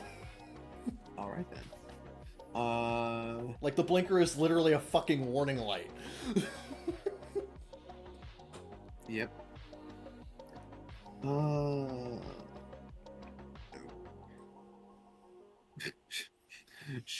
Unpopular opinion, shorts are superior to jeans. I mean, I certainly think so. Yeah, they're comfy and easy to wear. Unpopular opinion, Wii needs a comeback, basically a Wii 2. Very unpopular opinion. Do we need a Wii 2, Kevin? Nintendo tried, it was called the Wii U. Didn't go well. No, not a Wii U. A Wii 2. A Wii 2. No. They should get those same guys from the commercial for the Wii 2, and they'd be like, "We would like to play again." And have the same music. Yep. Yeah. Sorry, no, we do not. Six Flags commercial. That's a different commercial. No, we do not need a Wii 2. No. Can we get the Six Flags guy in the Wii 2 commercial? Now you're talking. Unpopular opinion: people that use cringe as an adjective instinctively freak me out. Would you say that they are cringe? Why do you do that? You do that instinctively. That freaks me out. No, I literally use cringe as a fucking, like, adjective. It's... yeah. Unpopular opinion, yachts are uninteresting. Mega yachts, doubly so. With weeks at sea next to no views except just ocean, limited space for activities, enormous upkeep, and a random rogue wave away from immediately being in mortal peril. Also, I agree. There's only been one good yacht, and it's unhijacked. Yeah, and like, also when you really get down to it, every single time somebody has ever bought a yacht, their personality takes a nosedive like immediately. I've noticed. Yeah, that is consistent. You buy a yacht, you're done. Like, what is it about yachts that just changes people on the inside? What makes a man go yacht? I mean, yachts are just kind of...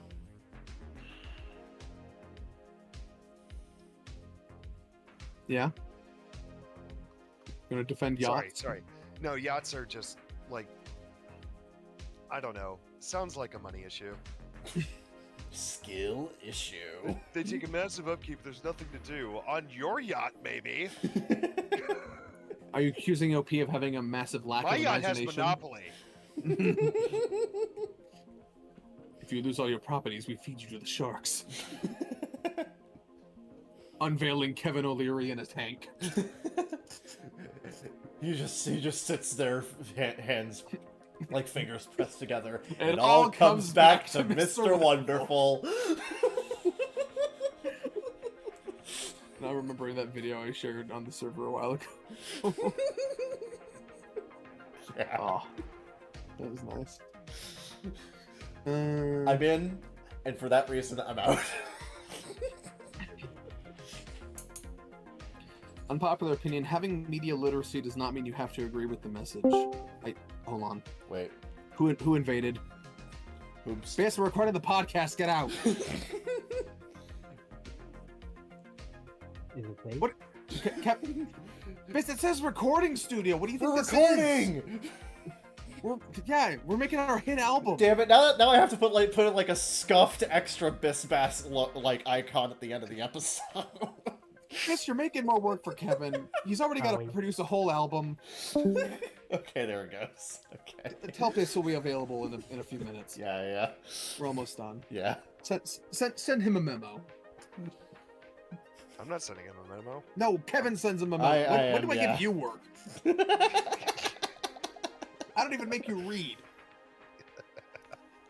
I do Anyway. no work. You just like me because my personality. Unpopular opinion, having media literacy does not mean you have to agree with the message. No, but it does. It should reflect that you at least understand what they're going for. Yeah. Yeah. There's also a nasty trend we have in media literacy, and this is one thing is like, you see this a lot with people. They will enjoy a movie up until the last moment, hate the ending, and toss the whole thing out as trash. Yeah. Or they will read an entire book of philosophy, love everything, but that one point that they disagree with, they say the whole thing is trash. It's a result of something called babies are the being thrown out with the bathwater entirely, and I That's think a person with actual media literacy can Yeah. at least understand and respect where a person's coming from, and I find believe it that's called fascinating the, or interesting Yeah, I believe that's without called. having to agree with it or adopt it. I believe that's called the object position effect, where people tend to only remember the beginning and ends of things the most, and form their opinions based on that. Yeah, well, it's also people just are too readily too easy to throw an entire thing out of their life if Yeah. they find a single thing wrong with it. Like people are trying to find perfection and don't understand the Sure. simple truth that nothing is perfect. So having media literacy is being able to look and examine media and Yeah. I enjoy the definitely, parts that are good. yeah. Yeah. I definitely think this guy, just skimming his post here, I definitely think he has definitely been accused of lacking media literacy by bad actors who are not using that phrase correctly. Yeah. But that doesn't mean we're throwing the whole concept out, because it is important. But yeah, you can have media literacy and not agree with the message. Like I think people who also enjoy a lot of media also respect the fact that bad media exists because it helps give us it helps juxtapose what good media is. The example I always go to is I perfectly understand the message of Darling in the Franxx, and I respect it a lot. I really don't agree with its conclusions, but I definitely respect how it tells them. Yeah. You know? Yeah. I love So- Orihimo, and I think it's a fascinating. I love Orihimo. It's one of my favorite animes, and I think it's a fascinating look at how a natural incestuous relationship would Yeah. be born. But I do not agree with it. Yeah. Ah, damn, But I'm not- unbased. Cringy. I don't. Shut the fuck up. I to remind you that I had 3 sisters. I don't get how that's. Sure, I get how that's You relevant to should you. get how that's a problem. I mean, so I have siblings too. I still think it's based. I just wouldn't do it personally. No, sure. Yeah. I will say the fact that he stuck with it till the end Yeah. and didn't cop out at the last second, like, respect. is totally Yeah. based. Unpopular opinion: seafood boils suck. The ones with crab, shrimp, corn, sausage, they're terrible, bland, unseasoned. Every time I eat it from anywhere. Only thing I like in them is the sausage, because it's usually the only thing to have any flavor. Okay. Don't get me First of wrong, all, I you love said seafood. boil, but not bake. You said boil, not bake. So it says I agree. that's what he says. That's what he says. So I agree. Boiled Yeah. anything is disgusting. Yeah, you gotta do more to food than just boil it. Yeah, we literally had a conversation like at Kings Island last week about like freaking boiling hot dogs versus literally any other method of preparation. Yeah. Came to the conclusion I- boiling is the worst method. I don't even understand that because like hot dogs, you can literally fucking microwave them. I usually like air Right, fryer, exactly. like, Yeah, yeah. But like that's yeah, what I he understand. said. I understand shit for like bratwurst and shit, but then you gotta sear them after, Yeah, yeah, which is what they recommend on the bag. So I don't know how you missed that. exactly. Yeah, yeah.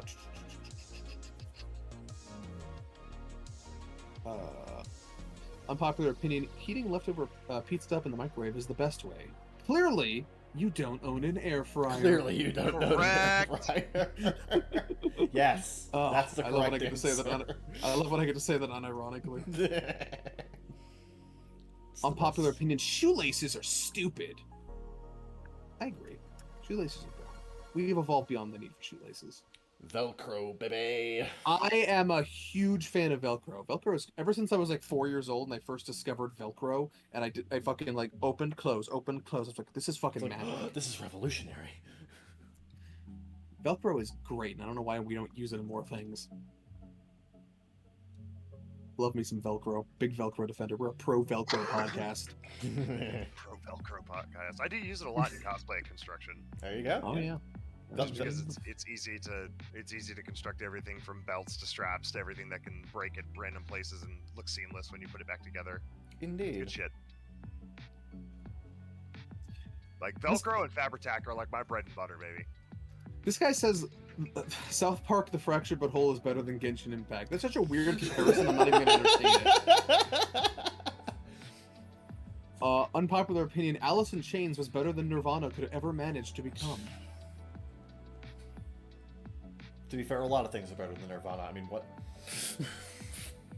All my friends hate Correct. Nirvana, so I don't have a strong opinion. Look, I'm just joining in on the Nirvana hate because it's funny. After 2010, none of Meryl Streep's performances have been worthy of praise or acclaim. Thus, her moniker of greatest living actress has diminished. Can't recall too many Meryl Streep roles off the top of my head. Yeah, that's So, one of the problems is that a lot of the roles that she has are in movies that I don't tend to watch a lot, so... Isn't her whole thing now just kind of cameoing as herself? Like she's at that stage of her career? I don't know. Yeah, she's kind of become like the new Betty White in that regard. I guess so. Yeah. So yeah, I could see the argument there. I'm not going Yeah. to say you're right, but I can see your argument. The board recognizes your point. Yeah. Proceed. Yep. Unpopular opinion: demanding non-technical explanations or IT programs to be made simple is extremely ableist. Maybe. Maybe. I'm not getting into that one. Yeah, that's not a lightning round thing. That's a very complicated question. Oh yeah. Unpopular opinion: hangnails feel good. Oh, what? Oh. What the hell is wrong with you, bro? Oh God, Oh. no. Oh, that. You understood the assignment of the subreddit. I'll give you one thing. That's very unpopular for a good reason. What the fuck? Holy shit. Somebody's just a masochist. That's what I'm writing Yeah. down off. Is you are just a masochist. You like pain. Yeah. Unpopular opinion: relaxing music with birds chirping in the background is not relaxing. Depends on how many birds, and also what birds. Yeah. Depends on how many birds.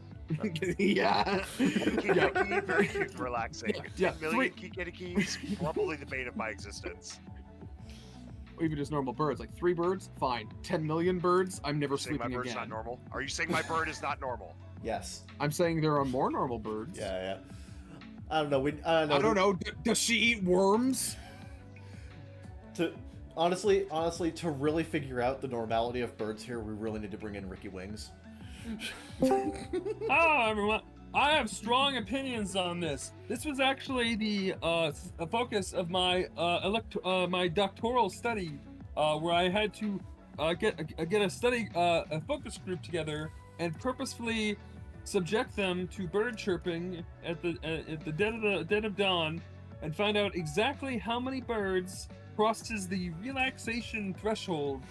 And what I found is that apparently everyone has different thresholds for how many birds chirping bothers them, which in retrospect seems kind of obvious, but I had grant money I needed to waste so I could get more grant money. So Ricky Wings out.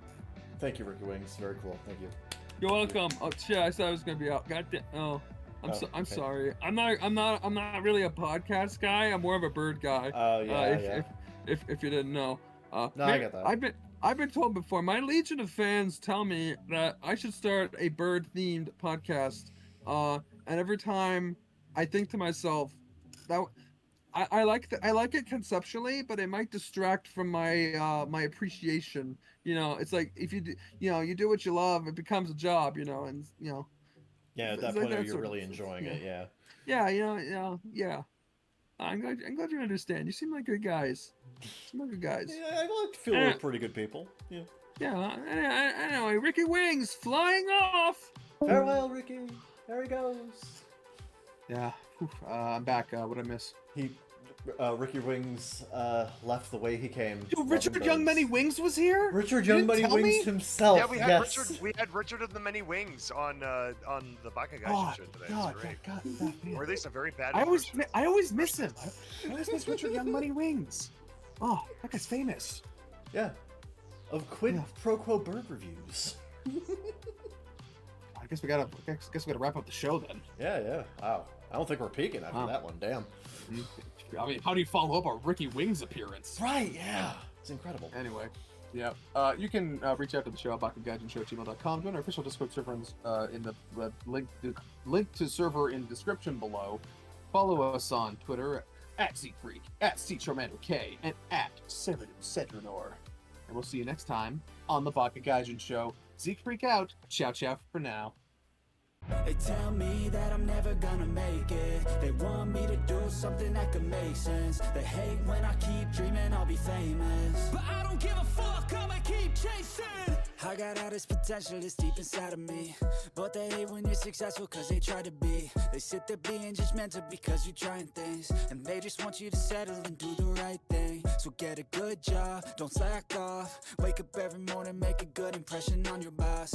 Don't do anything that I wouldn't do, and when you're making money, make sure you don't spend it too soon. Fuck that, I'll do what I wanna do. I got a different path from everyone, and that includes